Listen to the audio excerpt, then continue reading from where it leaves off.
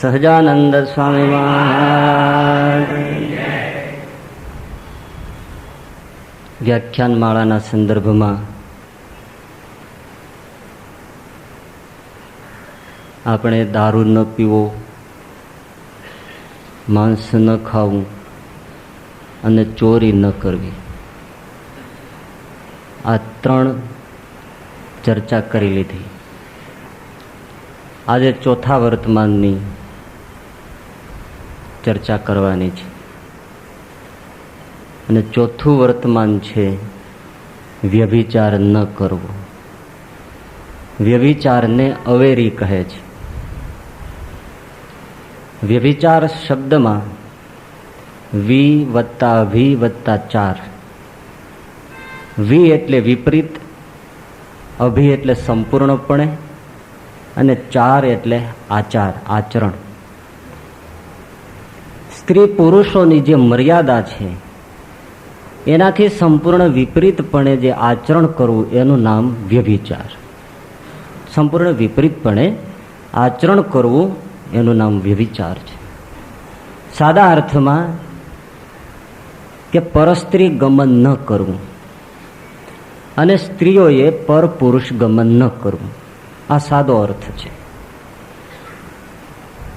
તો પરસ્ત્રી અને પર પુરુષ એટલે કોણ?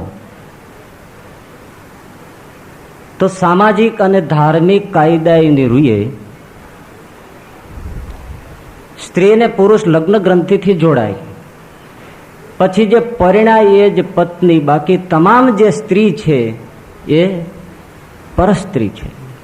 તમામે તમામ સ્ત્રી પરસ્ત્રી છે. ઘણા લોકો વૈશ્યાઓને પરસ્ત્રી ગણતા નથી, પણ એને શાસ્ત્ર સંમતિ આપતું નથી. પોતે જે પત્ની પરિણા, સ્ત્રી પરિણા એ જ પોતાની પત્ની, બાકી તમામ સ્ત્રી, વિશ્વની તમામ એ પરસ્ત્રી છે. એવી જ રીતે સ્ત્રીઓને માટે પછી તમામ પુરુષો છે એ પર પુરુષ છે. બીજું કે જે હજી પરિણા નથી અને પરણવાનું બાકી છે એવા પુરુષોને માટે પણ તમામે તમામ સ્ત્રી, કારણ કે હજી પરિણ્યો નથી અને જેને પરણવાનું નથી અને જેને પરણવાનું બાકી છે, એના માટે તમામે તમામ સ્ત્રી એ પરસ્ત્રી છે. તો હવે સ્ત્રી અને પુરુષ એની મર્યાદા અને એના ઉલ્લંઘનમાંથી પેદા થતો વ્યભિચાર, એની ચર્ચા આપણે કરીએ એ પહેલા થોડોક પાયો સમજી લઈએ. આપણું આ શરીર છે, શરીર ટકાવવા માટે આપણને હવાની જરૂર છે કે નહીં? ક્ષણ ક્ષણ હવાની જરૂર છે. તો શરીર ટકાવવા માટે હવાની જરૂર છે, બીજી પાણીની જરૂર છે અને ત્રીજી ખોરાકની જરૂર છે. અને એ ત્રણેય જરૂરિયાત મળે તો જ આપણું આ શરીર ટકે, નહીતર શરીર પડી જાય. તો એની જરૂરિયાત માટે કુદરતે જ આ શરીરની અંદર સુંદર રીતે બધું વ્યવસ્થિત તંત્ર ગોઠવી આપ્યું છે. શ્વાસની ક્ષણ ક્ષણ જરૂર છે. બહુમાં બહુ માણસ એકાદ મિનિટ શ્વાસ વગર રહી શકે, વધુ ન જીવી શકે, પણ કુદરતે અંદર એવું વ્યવસ્થિત તંત્ર મૂક્યું છે કે બિના પ્રયાસ એ શ્વસન તંત્ર ચાલ્યા જ કરે છે. કેટલી અદ્ભુત રચના છે. હું તમે ઘોર સુસુપ્તિમાં ઊંઘી જઈએ તો શ્વાસની આવન જાવન ચાલુ છે. કોણ ચલાવે છે આ ચરખો? કુદરતે અંદર વ્યવસ્થા જ ગોઠવી છે. નહીતર નાકમાં એક દોરડું રાખ્યું હોય, જરૂર પડે ત્યારે ખેંચીએ ને પાછું મૂકીએ, આવી વ્યવસ્થા ગોઠવી હોય તો ઊંઘી ન શકાત. પણ કુદરતે જ વ્યવસ્થા ગોઠવી છે. સુઈ જઈએ, શ્વાસ ચાલુ છે. અંદર પાણીની જરૂર પડે તરત તૃષા લાગે, ભોજનની જરૂર પડે તરત ભૂખ લાગે. તો ક્ષુધા અને પીપાસાની ઉર્મી પણ આપણે મૂકી નથી. કોણે મૂકી છે? પરમાત્માએ મૂકી છે. ક્ષુધા અને પીપાસાની ઉર્મી કુદરતે મૂકી છે, પરમાત્માએ મૂકી છે. તો એક શરીર ટકાવવા માટે આટલું સુંદર એમણે આયોજન કર્યું છે. તો આટલી મોટી આ વિરાટ જે સૃષ્ટિનો ચરખો ભગવાને રચ્યો છે, એમાં અનેક પ્રાણીઓ કુદરતે બનાવ્યા છે. તો જેણે એ પ્રાણીઓ બનાવ્યા છે એણે જ એ પ્રાણીઓનો વંશ ચાલુ રહે એના માટે પણ સુંદર આયોજન, વ્યવસ્થિત તંત્ર ગોઠવ્યું છે. અને એ વ્યવસ્થિત આયોજિત થયેલું જે તંત્ર છે એનું નામ છે કામનો આવેગ, જેને સેક્સ કહેવામાં આવે છે, જાતિતા કહેવામાં આવે છે. એ આયોજન કુદરતનું છે, એ આપણું સર્જન નથી. કારણ કે જેણે પ્રાણીઓ બનાવ્યા છે એને પ્રાણીઓ ટકાવી રાખવા છે, એનો વંશ ટકાવવો છે.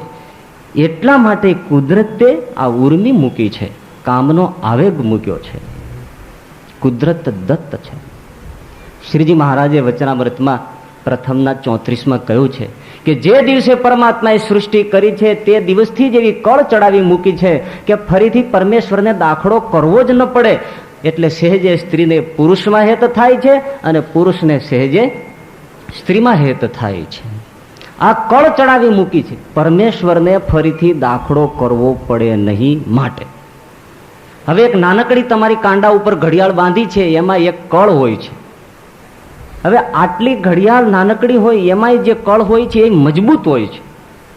તો પછી આટલો બધો વિરાટ જે ચરખો ચાલે છે, તંત્ર ચાલે છે, યંત્ર ચાલે છે, એની પાછળ જે એણે જે કળ મૂકી હશે એ કેલ્ક્યુલેશન કરો કે કેટલી મજબૂત હશે, કેટલી મજબૂત હશે. ઘડિયાળનું ચકડું ફેરવા માટે જો એ કળની જરૂર પડતી હોય, એની સ્ટ્રોંગ હોય, મોટા ટાવર હોય છે એની કળ જો છટકે ને તો આપણે પાડી દઈએ. તો આ જે વિરાટ જે ચરખો છે પ્રાણી સૃષ્ટિનો, એને ચલાવવા જે કળ મૂકી છે, એ કળ જે કામનો વેગ છે, તો હવે તમે ગણિત કરી શકો છો કે એ આવેગ, એ કળ કેટલી ભયંકર મજબૂત હશે. અને ખરેખર સાબિત થાય છે. ઇન્દ્રાદિક બ્રહ્માદિક દેવતાઓ પણ એ કળની થપાટ લાગતા જ મોટા મોટા ઋષિઓ મુનિઓ ક્ષણવારમાં સંસારી ભાવથી ભરાઈ જાય છે. ગમે તેટલા ઊંચા આસન ઉપર બેઠા હોય પણ એક જ ક્ષણમાં એને ધરતી ઉપર નાખી દે. આટલી ભયંકર તાકાત એમાં છે. નર અને માદાના જે શરીરો છે એમાં દુર્ગંધ છે, એમાં પરસેવો છે, રોગના કીટાણુઓ છે, કોઈ સારી વસ્તુ નથી.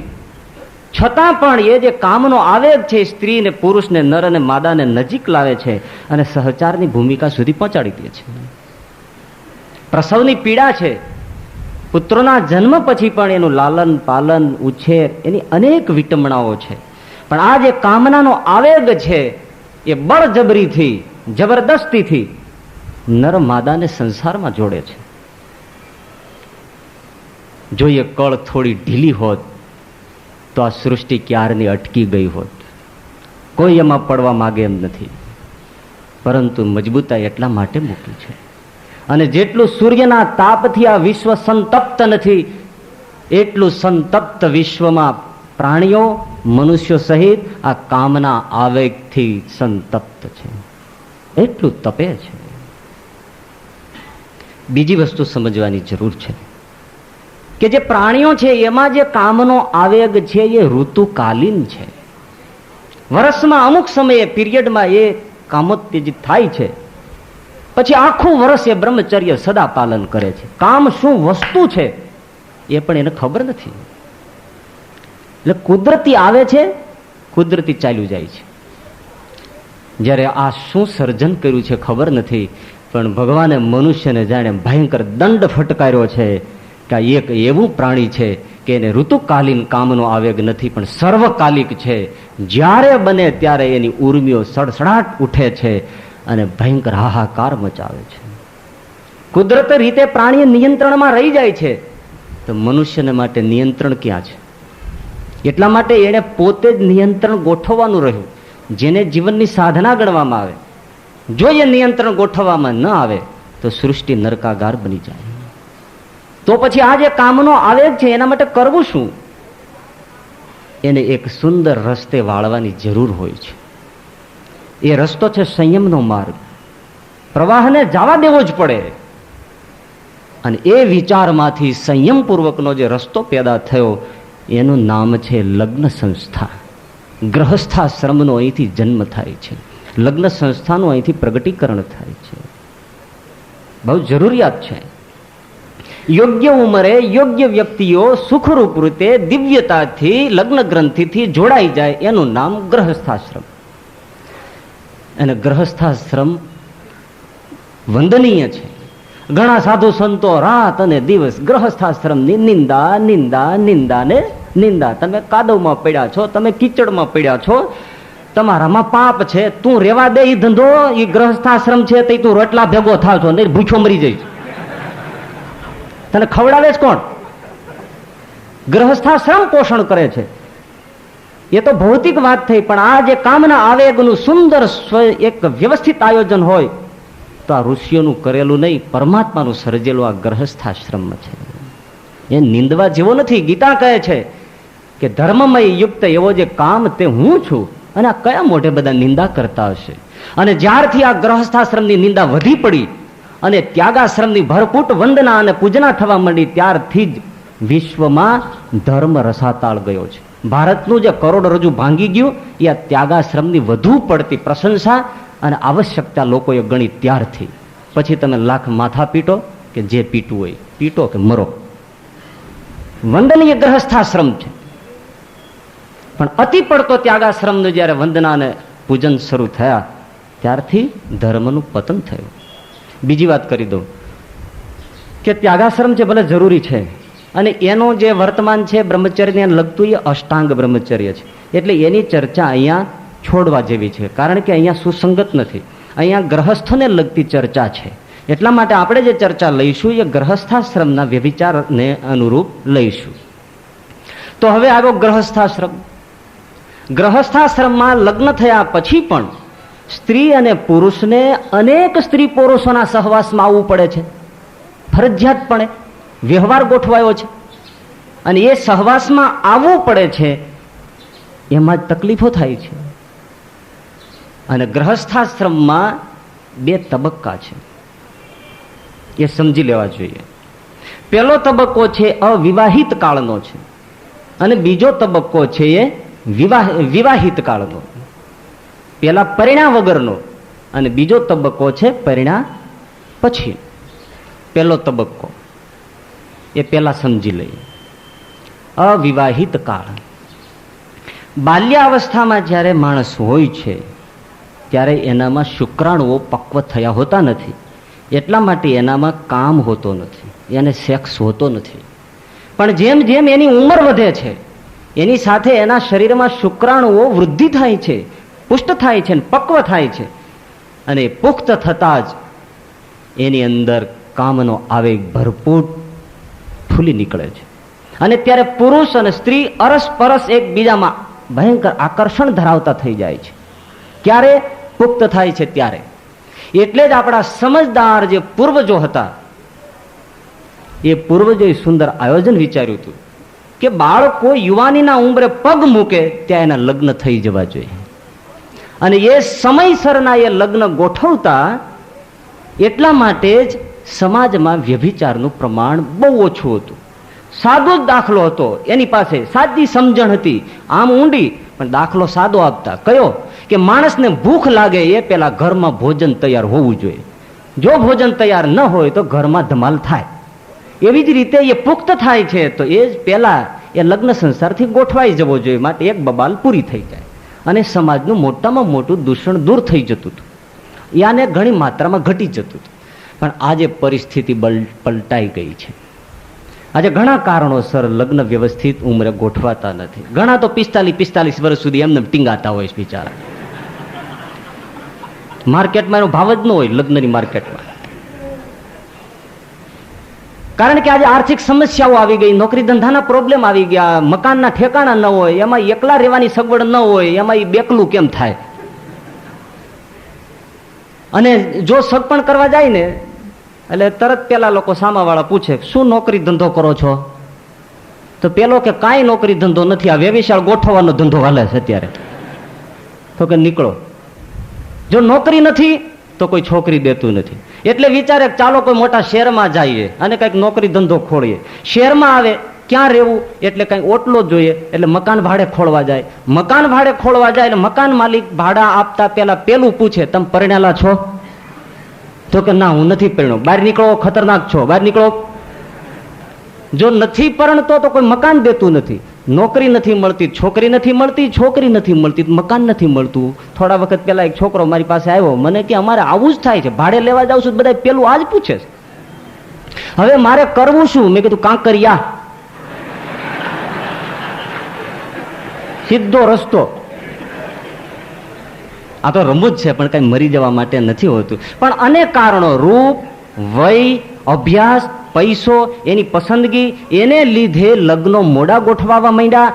ઉપરાંત બલા આવી દહેજની પ્રથા, એમાંથી હવે કંઈક નીકળ્યું તો જન્મ કુંડળીઓ મેળવવાની પ્રથા, અને એમાં માણસની ઉંમર એકદમ વધતા જાય છે. એ સમાજની પાછળ કયો જવાબ છે કે આટલી અવસ્થા પછી એ વિકૃતિથી ન ભરાય? સમાજ પાસે શું એવી વ્યવસ્થા છે? સમાજ એનો શું જવાબ દઈ શકે છે? કારણ કે વ્યવસ્થા તંત્ર વ્યવસ્થિત નથી. બીજું, આજનું શિક્ષણ તંત્ર અને શિક્ષણ સંસ્થાઓ, જે સ્થાનો સંસ્કારના જ ધામ છે એ જ કુસંસ્કારના ધામ બની ગયા છે. આપણે ત્યાં વિદ્યા, વિશ્વમાં એક જ સંસ્કૃતિ એવી છે કે વિદ્યા પ્રાપ્તિના કાળને બ્રહ્મચર્ય આશ્રમનું પવિત્ર નામ આપ્યું છે. એક જ સંસ્કૃતિ ભારતીય સંસ્કૃતિ છે કે વિદ્યા કાળના અવસ્થાના કાળને બ્રહ્મચર્ય આશ્રમથી એમને નવાજ્યો છે. પણ હવે આજે પરિસ્થિતિ પલટાઈ ગઈ. તમે કોઈ પણ કોલેજની અંદર જઈને બ્રહ્મચર્ય ઉપર વ્યાખ્યાન આપવા જાઓ, ભૂંડી દિશા કરી નાખે, ગ્રાઉન્ડમાં ભેળા થઈને ટીપી નાખે તમને. આઉટ ઓફ ડેટ થઈ ગયું બધું. કારણ કે મુક્ત વિહાર, free life, friendship, fashion parade, rose day, આ કોલેજોનું કલ્ચર છે. રોઝ ડે આવે, છોકરા છોકરીઓ અરસપરસ ગુલાબના ફૂલ આપે. સારું છે, પ્રતીક સારું છે કે તમે બીજાના જીવનમાં ફૂલ આપો, કાંટા ન ઉગાડો, બહુ સારું પ્રતીક છે. પણ એમાં વિકૃતિ શું છે? કોણ કયા રંગનું ફૂલ આપે છે એ જોયા કરવાનું. આ વિકૃતિ છે. આપણે ત્યાં નહોતું, બધું આવ્યું છે પશ્ચિમથી આવ્યું છે, વિદેશોથી અહીંયા આવ્યું છે. અને વિદેશોમાં એવી વિચાર પદ્ધતિ વિકસિત થઈ, કઈ કઈ વિકસિત થઈ કે વિદ્યાર્થી અવસ્થામાં, નાની અવસ્થામાંથી પણ સહશિક્ષણ જ હોવું જોઈએ, મુક્ત જીવન જ હોવું જ જોઈએ, ફ્રેન્ડશીપ હોવી જ જોઈએ. શું કામ? કે એની સાહજિક ચેતનાની અભિવ્યક્તિ છે. વિદ્યાર્થીઓ સાથે સાથે છોકરા છોકરીઓ ભણે તો એનો માનસિક વિકાસ સારો થાય છે, શારીરિક વિકાસ સારો થાય છે, માનસિક સ્વસ્થતા વધે છે. જો એના ઉપર કડક નિયંત્રણો લાદી દેવામાં આવે તો મનોવિકૃતિઓથી ભરાઈ જાય છે. માટે એને ફ્રેન્ડશીપ, ફ્રી વિહાર, મુક્ત જીવન, સહશિક્ષણ હોવું જ જોઈએ. પછી દાખલો આપે છે કે જેવી રીતે પશુઓ ટોળામાં જ રહે છે, નરમાદા સમૂહ સંપીને ટોળામાં જ રહે છે, અને છતાંય એ વિકૃતિઓથી મુક્ત છે. પણ એ જો કૂતરા વાંદરા છે, એમાંથી કૂતરા છે એના ટોળામાંથી નર અને માદાઓને જો નોખા કરી દેવામાં આવે તો એ ચીસો પાડી પાડીને મરી જશે. માટે સાથે રહેવું એ બહુ જરૂરી છે. અરે ભલા માણસો, આ લોકોની એક ભૂંડી દશા છે, ઢોર ઉપર સંશોધન કરે ને આપણા ઉપર લાગુ પાડે. કૂતરા રહી શકે છે, ડોબા ઈ રહી શકે, કારણ કે એના ઉપર કુદરતનું નિયંત્રણ છે. પશુ ઉપર જે સંશોધન કરે એ માણસ ઉપર લાગુ પાડે. આટલી એને અક્કલ નથી અને આપણને કોઈ પૂછવા આવતું નથી.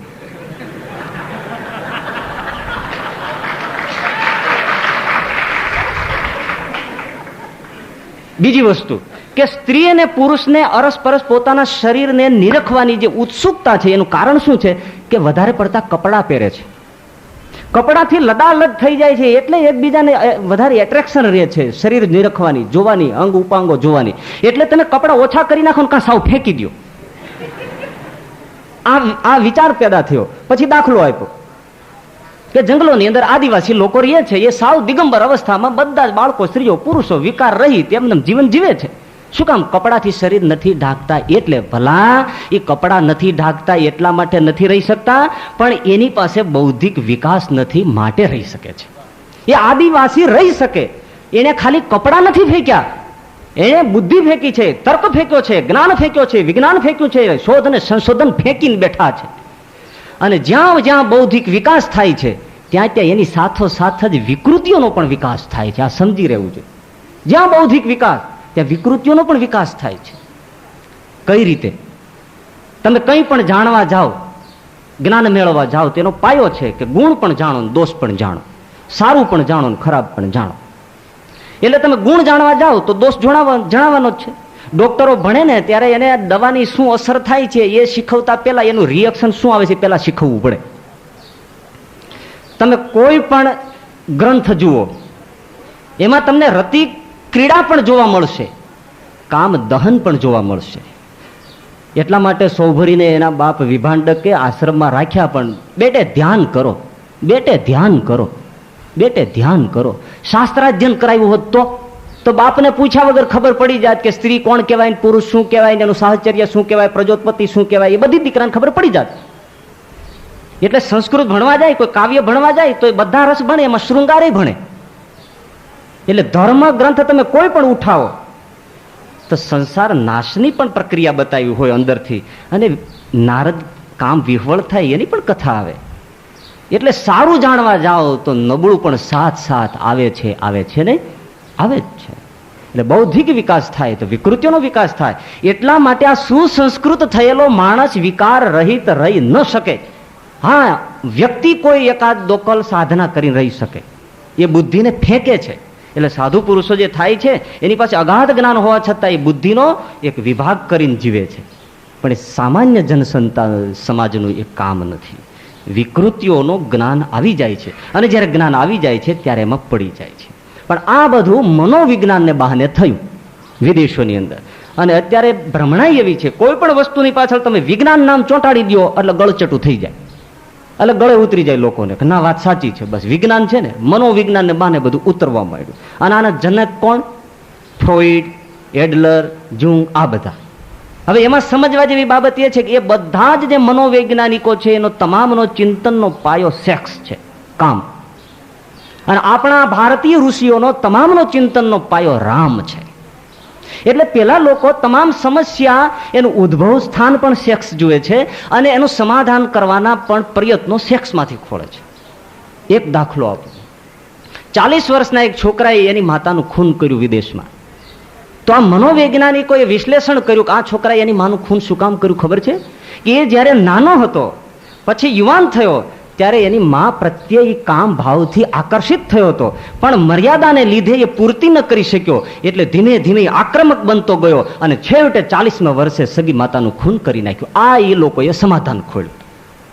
એટલે તમામમાંથી એ કામનો આવેગ ખોળી કાઢે છે, અને સુલઝાવવા માટે એના બધા પદ્ધતિઓ, આયામો આપે છે. અને એ ચિંતનની પાછળ વિશ્વ પડ્યું, યાને વિદેશ પડ્યું, ઢસડાયું.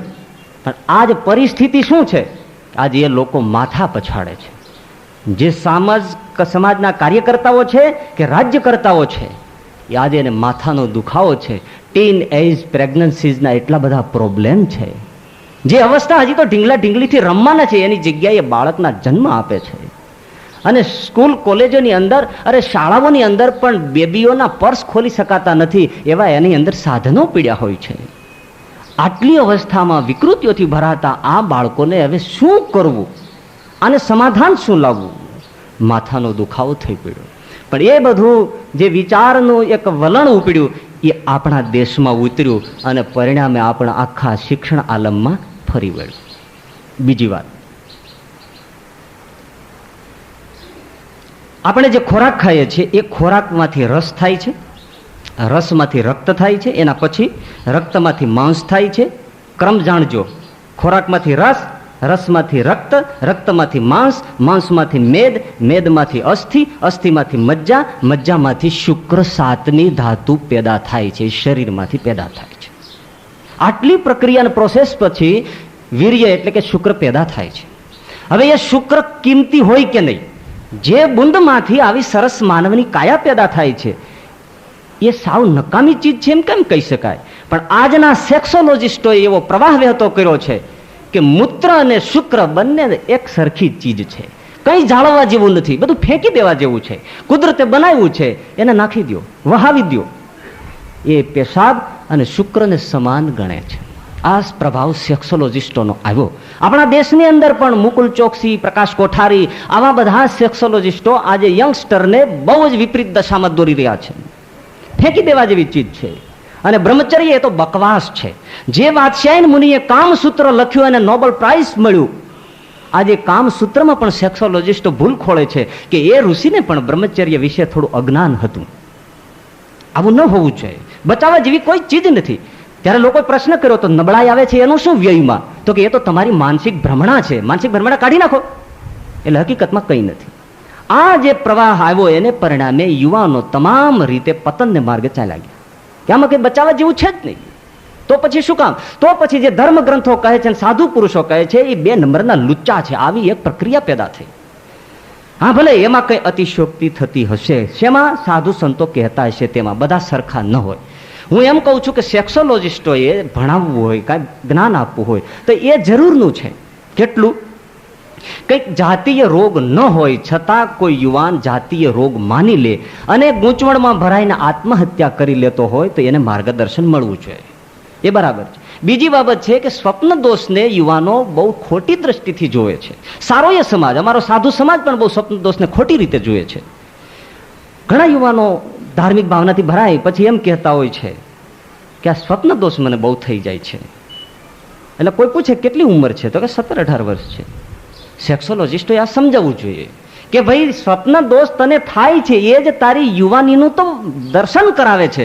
એ પૌરુષત્વની તને જાણ કરે છે કે તું નપુંસક નથી, તું પ્રજોત્પત્તિ કરી શકે એમ છે. આ પેદાશ થાય છે, તું ખાય છે. એટલા માટે સ્વપ્ન તો સહજ પ્રક્રિયા છે. મહિનાની અંદર 1 થી 2 વાર થાય, એમાં કોઈ ગભરાવાની જરૂર નથી. પણ ધાર્મિક ભાવનાથી ઘેરાયેલા યુવાનો પછી હતાશ થઈ જાય છે. તો એ જ્ઞાન આપવું જોઈએ. બીજું જ્ઞાન એવું છે કે ઘણા લોકો એ પુસ્તકો વાંચી જાય છે. બિંદુ પાતેન મરણમ બિંદુ ધારણાત જીવનમ બિંદુ પાતેન મરણમ. એટલે આના વ્યય થોડો થાય તો પણ પતન થઈ જાય છે, મોત થઈ જાય છે. આવું પણ એ બધું છે એ ત્યાગાશ્રમીઓને માટે છે અને અષ્ટાંગ યોગીઓને માટે છે. બાકી એના માટે તમારે આટલી પકડ કરવાની જરૂર નથી. જો અતિ નિગ્રહમાં તમે પડી જશો તો મનોવિકૃતિના ભોગ બની જાઓ. આ સમજાવવાની અમુક જરૂર છે, એમાં ના નથી. પણ સંયમ શીખવવાની જરૂર છે. એને બદલે એ ભોગ શીખવાડે છે. ઘણું બધું કહેવા જેવું છે પણ તમને કહી શકાય એવું નથી. તો આવા વાતાવરણને લીધે આ જે યુવાન અવિવાહિત વર્ગ છે એ વ્યભિચારને માર્ગે ચાલ્યો ગયો. એના માટે આપણે થોડી મર્યાદાઓ, જેને પાળવું છે, જેને સુખી થવું છે, એને શાસ્ત્રો અને મહાપુરુષો જે વચનો કહે છે થોડા યાદ રાખવા જોઈએ. જેને વ્યભિચારથી બચવું છે આ અવસ્થામાં તો એને પેલું પાળવું પડશે, મર્યાદાઓનું જતન કરવું પડશે. ભલે તમે શાળા કોલેજોમાં ભણો, પાર્ટીઓમાં તમે ભાગ લ્યો, ફંક્શનોમાં કંઈક તમે ભાગ લેતા હો, કંઈક તમે યાત્રા પ્રવાસે જતા હો, પણ સ્ત્રી અને પુરુષની અતિ નિકટપણું ન કેળવો, અતિ એકાંત ન કેળવો, અતિ મસ્તી અને ઠઠાઈ ઠીંગાવમાં તમે એટલા બધા ઓતપ્રોત ન થઈ જાઓ કે તમને પછી બચાવવાની કોઈ પ્રક્રિયા ન રહી શકે. કારણ કે શ્રીજી મહારાજે કહ્યું છે કે સ્ત્રી અને પુરુષ પરસ્પર મર્યાદા છોડીને રહે તો પછી એનો ધર્મ સચવાય એવી તો કોઈ આશા જ ન રાખવી. આ વાત તે આમ જ છે. તો જેને બચવું છે એને આ મર્યાદા પાળવી પડશે. કચ્છ અને દેવયાનીનો પ્રસિદ્ધ પ્રસંગ છે. દેવયાની બ્રહ્મવાદીની હતી, શુક્રાચાર્યની દીકરી હતી. એમણે કહ્યું, દીકરી હવે તું યુવાનથી પરણી લે. તો કે ના પિતાજી, મને વૈરાગ્ય છે, મારે પરણવું નથી, આ જ અવસ્થામાં જીવવું છે. પણ ગુરુપુત્ર બૃહસ્પતિનો પુત્ર કચ્છ ભણવા આવ્યો અને બસ આ જ શિક્ષણ ભણતા ઓતપ્રોત થતા હળતા મળતા દેવયાનીના મનમાં એ ગુરુપુત્ર ઉપર સંસાર જાગ્યો. હાથની માગણી કરી, કચ્છે ના પાડી, સામસામા શાપ થયા અને દેવયાનીનું પતન થયું. આજના યુવાનિયાઓ કથા સાંભળીને જુદું ખોળી કાઢે છે. પ્રશ્ન કરે છે કે રામ અને સીતા બગીચામાં મળ્યા હતા તો પછી અમને મળવામાં શું કામ વાંધો આવે? રામાયણમાં પ્રસંગ છે કે રામ અને સીતા વનમાં મળ્યા હતા તો પછી અમને શું કામ ના પાડો છો? ભાઈ, રામ સીતા વનમાં બગીચામાં મળ્યા, રામ અને લક્ષ્મણ આવ્યા છે, પણ વિશ્વામિત્ર જેવો સમર્થ ગુરુ એને આજ્ઞા કરે છે કે જાઓ બેટે, તમે બગીચામાં જાઓ. અને જ્યારે એ રામ અને લક્ષ્મણને વિશ્વામિત્ર લઈને નીકળ્યા છે ત્યારે જનક મહારાજને તમામ પિતાની જવાબદારી વિશ્વામિત્રને સોંપી દે છે. તુમ હા મુનિ પિતુ આન નહીં કહું, આજથી હું મારા પિતાનો અધિકાર લઈ લઉં છું અને આ 2 દીકરાનો તું બાપ છો, તને સૂજે તે રીતે રક્ષણ કરજે. એટલે વિશ્વામિત્રની જવાબદારી પિતાની જવાબદારી છે. આવો વિશ્વામિત્ર જેવો ગુરુ કે બાપ જે દિવસે તમને આજ્ઞા કરે કે જાઓ લો ગાર્ડનમાં જઈને પડો, પણ એ કોઈ નહીં કહે. માટે આવા અર્થ નહીં કરવા, મર્યાદાનું જતન કરવું. બીજું, ગંદી ફિલ્મો, જેને બચવું છે એને ગંદી ફિલ્મો, ગંદુ સાહિત્ય, ગંદી જોક્સ, ગંદા ચારિત્રના જે કંઈ ગ્રંથો, એ બધાથી એને બચવાની જરૂર છે. આપણા ગામડા કેટલા પવિત્ર હતા, કેટલા શુદ્ધ હતા. આજે આ ટીવી રૂપી મહારાક્ષસ દૈત્ય ગામડાઓમાં પધાર્યો અને ગામડાઓનું ચારિત્ર ભરખી ગયો છે. હોંગકોંગનો સ્ટાર ટીવીનો માલિક રૂપર્ટ મર્ડોક, એણે એક વિધાન કર્યું છે, હૈયા ધ્રુજાવી નાખે એવું, જો તમને ગળે ઉતરતું હોય તો. એ સ્ટાર ટીવી ચલાવે છે, એનો માલિક છે, છતાંય પેપરમાં એનું વિધાન એક અખબારમાં આવ્યું હતું. એમણે વિધાન કર્યું કે ભલે દુનિયા સ્ટાર ટીવી જોવે, પણ હું મારા દીકરા દીકરીને, મારી પત્નીને સ્ટાર ટીવી નથી જોવા દેતો. અને એને આ તમામ જનતા જુએ છે, કારણ કે એ તો મારી કમાણી છે. પણ લોકો જુએ છે, હું પસંદ નથી કરતો, મારા દીકરા દીકરીને હું જોવા નથી દેતો. એનો અર્થ શું થયો કે એ માણસ સંસ્કાર જાળવવા માટે પોતાની પેદાશ ટીવીની છે એ પણ જોવા નથી દેતો. ત્યારે આજે ઘર ઘરમાં એ પૂજાના ખંડમાં ટીવી ગોઠવાના છે. એક બાજુ ઠાકોરજીની આરતી થાય, અને તમે જોજો કોઈ પણના રૂમમાં જાય, એક બાજુ સિંહાસન, ત્યાં ઠાકોરજી, બાજુમાં ટીવી, આ બાજુ આરતી ઉતારી અને આ બાજુ મૂકે. આવું જ બધાના ઘરમાં આયોજન દેખાય છે. તો આ ટીવીએ, અને એમાં મને આજે જે હરિભક્ત કહેતા હતા કે એવા બધા ફિલ્મોના અશ્લીલ ગીતો અને દ્વિઅર્થી હોય છે, એને માણસને બહુ બગાડ્યું છે. એ અને બીજું સમજવાનું છે કે ચારે બાજુથી આજના બાળક ઉપર મેગેઝિનોથી, એડવર્ટાઇઝોથી અને આ ફિલ્મના ગાણાઓથી, ચિત્રોથી, અશ્લીલ વાતોથી એટલું બધું એના માનસ ઉપર આક્રમણ થાય છે કે પરિણામે નાની ઉંમરમાં એના કામ કેન્દ્રો સક્રિય થઈ જાય છે. અને એટલા માટે જ આપણો સમજદાર વર્ગ વિદ્યાર્થીને ઋષિઓના ગુરુકુળમાં જંગલોમાં મૂકી આવતો હતો, 25-25 વર્ષ સુધી ત્યાં રાખે, અને એકાંત વાતાવરણમાં એને આ વાતાવરણથી તોડી નાખવામાં આવતો. કોઈ પણ વિલાસી વાતાવરણ એની નજર સમક્ષ ન આવે, એ બહુ આયોજનપૂર્વકનું એનું તંત્ર ગોઠવાયું હતું. એટલા માટે કે આનાથી એ જલ્દી મેચ્યોર થઈ ગઈ આ પેઢી. અને તમે કહી શકો છો 40-50 વર્ષનો માણસ નહીં જાણતો, એને આ 10 વર્ષનું બાળક જાણતું હશે. એકદમ મેચ્યોર થઈ ગઈ પેઢી. શું કામ? ચારે બાજુથી આ એનું આક્રમણ થયું છે. તો ગંદી જે વસ્તુઓ છે એનાથી બચવું પડે. ત્રીજું, વ્યસનોથી બચવું પડે. વ્યસનો ઉત્તેજક છે. સામાન્યમાં સામાન્ય વ્યસન પણ યુવાનોએ ન આદરવું જોઈએ. પછીનું, માપસર ભોજન હોવું જોઈએ. અતિ ભોજન, ખાવ. આહા, ઉનાળાના દિવસોમાં તો લોકો 2 વાગ્યા ઘરમાંથી ઉઠીને રેકડીઓ ઉપર ઊભા હોય છે. 8 મહિનાના મકોડા જેમ રાફડામાંથી બહાર નીકળે એવી રીતે માણસ ટીડારાની જેમ ઉભરાણા હોય છે. ખાવ, ચારે બાજુ આજ મંડાયું છે. પણ જેને બચવું છે એને બહુ મર્યાદાથી ભોજન કરવું પડે, સાત્વિક ભોજન લેવું પડે. અને પછી માપસર નિયમિત ઊંઘ લેવી પડે. હવે આજે છોકરા તો મોડા સુધી આવું બધું જોવે અને મોડે ઉઠે પાછો કેટલા વાગે? 10 વાગે. પણ 10 વાગે ઉઠવામાં કે પાછું એલાર્મ મૂકે, એ નવી નવાય. લંડનમાં એક જુવાનને મેં પૂછ્યું, મેં કીધું તમે કેટલા વાગે ઉઠો? મને કે આમ 10:30, પણ આમ શિક્ષાપત્રી પ્રમાણે. મેં કીધું એ કઈ રીતે 10:30 ઉઠે પાછો શિક્ષાપત્રી પ્રમાણે? તો કે લંડનમાં જ્યારે 10:30 હું ઉઠું ત્યારે ઇન્ડિયામાં સવારના 5 વાગ્યા હોય, એટલે શિક્ષાપત્રી પ્રમાણે જ હું ઉઠું છું. હા. એટલે નહીં પહોંચો તમે, આ યુવા પેઢીને નહીં પહોંચો, તમારા તોલા કરી નાખવાની છે. ભગવાન બુદ્ધે બિંબિસારને બહુ સરસ એક જવાબ આપ્યો હતો. બિંબિસારે પૂછ્યું ને, પ્રભુ મારા રાજ્યમાં આવું બધું બહુ થોડું વધી ગયું છે. ત્યારે ભગવાન બુદ્ધે એક જ વાક્ય કીધું, એટલું જ કર, સંધ્યા આરતી થઈ જાય ને આ બધું પતી જાય, તારા રાજ્યમાં કોઈ પણ માણસનું હલન ચલન ન હોવું જોઈએ, બંધ કરી દે, બધા આરામ કરે, કોઈ પણ હરવો ફરવો ન જોઈએ. અને એને 2 મહિના સુધી આ જાળવું. એના રાજ્યમાંથી વ્યભિચાર અને હત્યા અને ચોરી નાબૂદ થઈ ગયા. આજે આ જે બધું થાય છે એ ઊંઘની લોકો કળા જાણતા નથી. એટલે માપસર ઊંઘ, નિયમિત સૂવો, નિયમિત ઉઠો. પછી હળવો વ્યાયામ કરો. યુવાનો હળવો વ્યાયામ કરે, સવારના વોકિંગ કરે, એનાથી શરીર સારું થાય. અને ત્યાર પછી સજ્જન પુરુષોનો સંગ, ઈશ્વરનું શરણ અને ભજન સ્મરણનો યોગ રાખે, તો જ આ વ્યભિચારના માર્ગથી બચી શકાય. અને 8મી વસ્તુ છે યુવાનીની સમજણ. થોડીક સમજણ ફરીથી આવી એટલે કહી દઈએ. ઘણા યુવાનો પ્રશ્ન કરતા હોય છે કે હવે મને સ્ત્રી વિશે એક બહુ સંકલ્પો થાય છે. ભાઈ, એ જે સંકલ્પો થાય છે ને એ પણ સમજી લેવું છે, કુદરતી દત્ત છે. તને સંકલ્પ ન થાય તો શું નનામી બાંધ્યો એને થાય? તને જે થાય છે એ જ તારી યુવાની છે, એ તો આપણે પેલા કહ્યું. પણ એનાથી ચલિત થયા વગર એને શાંત થાય એવા પ્રયોગો કરવા જોઈએ. પણ હવે હું પાપમાં પડી ગયો છું ને હવે હું બહુ ખરાબ થઈ ગયો છું ને પેલા મને આવું કાંઈ નહોતું, એ સમજવાની જરૂર નથી. અને નવમી વસ્તુ એ તમારે ધ્યાન રાખવાની છે. બાળકો તમારા છે, એટલે માતા પિતાએ તો આજે પોતાના યુવાન દીકરા દીકરીઓને કાંઈ પણ કહેવા માટે માંડી વાળ્યું છે, હાથ જ ઊંચા કરી નાખ્યા છે. એક જ વસ્તુ, અમારું કોઈ કશું માનતા નથી, અમારું કોઈ કશું માનતા નથી. એક વસ્તુ માંડી છે. હકીકતમાં સગા બાપે દીકરાને પણ કંઈક કહેવાની જરૂર છે યુવાની વિશે. અને સૌથી વિશેષ તો માં દીકરીને કંઈક શિક્ષણ આપે. એ કહી શકે છે કે દીકરી તું નિર્ભય નથી, પુરુષો નિર્ભય છે. તું મુક્ત રીતે વિચરીશ તો પુરુષો નિર્ભય છે, એ છૂટી જશે.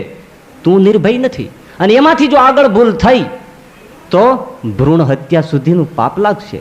એને તું પાપ ગણે કે ન ગણે, પણ આજે એવું બને છે કે એકવાર ગર્ભપાત કરાવ્યા પછી કદાચ એ મહિલા જિંદગીમાં ક્યારેય બાળકને જન્મ આપી નથી શકતી. જો આ ભૂલ થશે તો તારું શું થશે? ત્રીજું કે કોઈ કાફરના હાથમાં જો તું પડી ગઈ તો તારી જિંદગીનું શું થશે?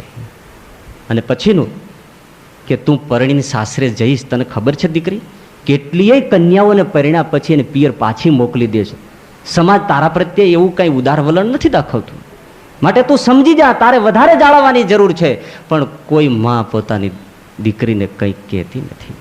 બસ તમારે જેમ મનમાં આવે એમ હરો ફરો રખડો, કોઈ પૂછતા નથી. ના, ઘણા કુટુંબો પૂછતા હશે, પણ મોડું થઈ ગયું છે. એ નાના હતા ને ત્યારથી એને કંઈક કંઈક કહેવાની જરૂર હતી. તો આટલી વસ્તુઓ બને તો અવિવાહિત કાળમાં યુવાન વર્ગ ઘણો સ્વસ્થ રહી શકે. હવે આવ્યો છે બીજો તબક્કો, ને એનું નામ છે વિવાહિત કાળ. લગ્ન થાય એટલે હવે એક પત્ની ને એક પુરુષ દિવ્યતાથી જોડાઈ ગયા, બરાબર. પણ તમને એક વિધિની ખબર હશે, લગ્ન થઈ જાય પછી જ્યાં પરણવા ગયો હોય ને લાટાપાટા થઈને, એને ત્યાં બધી વિધિ પતી જાય પછી એને ખુરશી ઉપર પધરાવે સસરા, અને એના એક પાત્ર મૂકીને એના પગ ધોવે. સાસુ સસરા એના પગ ધોવે છે ને આવું તમારે ધોયા છે? બોલો તો ખરા. એ સાસુ સસરા એના પગ ધોવે છે ને. હવે પગ શું કામ ધોવા જોઈએ? ગળપણ ખાઈને શરદી થઈ હોય છે, નાક ધોઈ દેતા હોય તો. પણ પગ એટલા માટે ધોઈ દે છે કે હે મારા ભઈલા, હવે તને અમે પગ ધોઈને પગે લાગીએ છીએ કે મારી દીકરીનો હાથ પકડ્યા પહેલા તારો જ્યાં ત્યાં પગ પડી ગયો હોય તો અમે હવે ધોઈ દઈએ છીએ, પણ હવે પગ ફેર કરતો નહીં. તો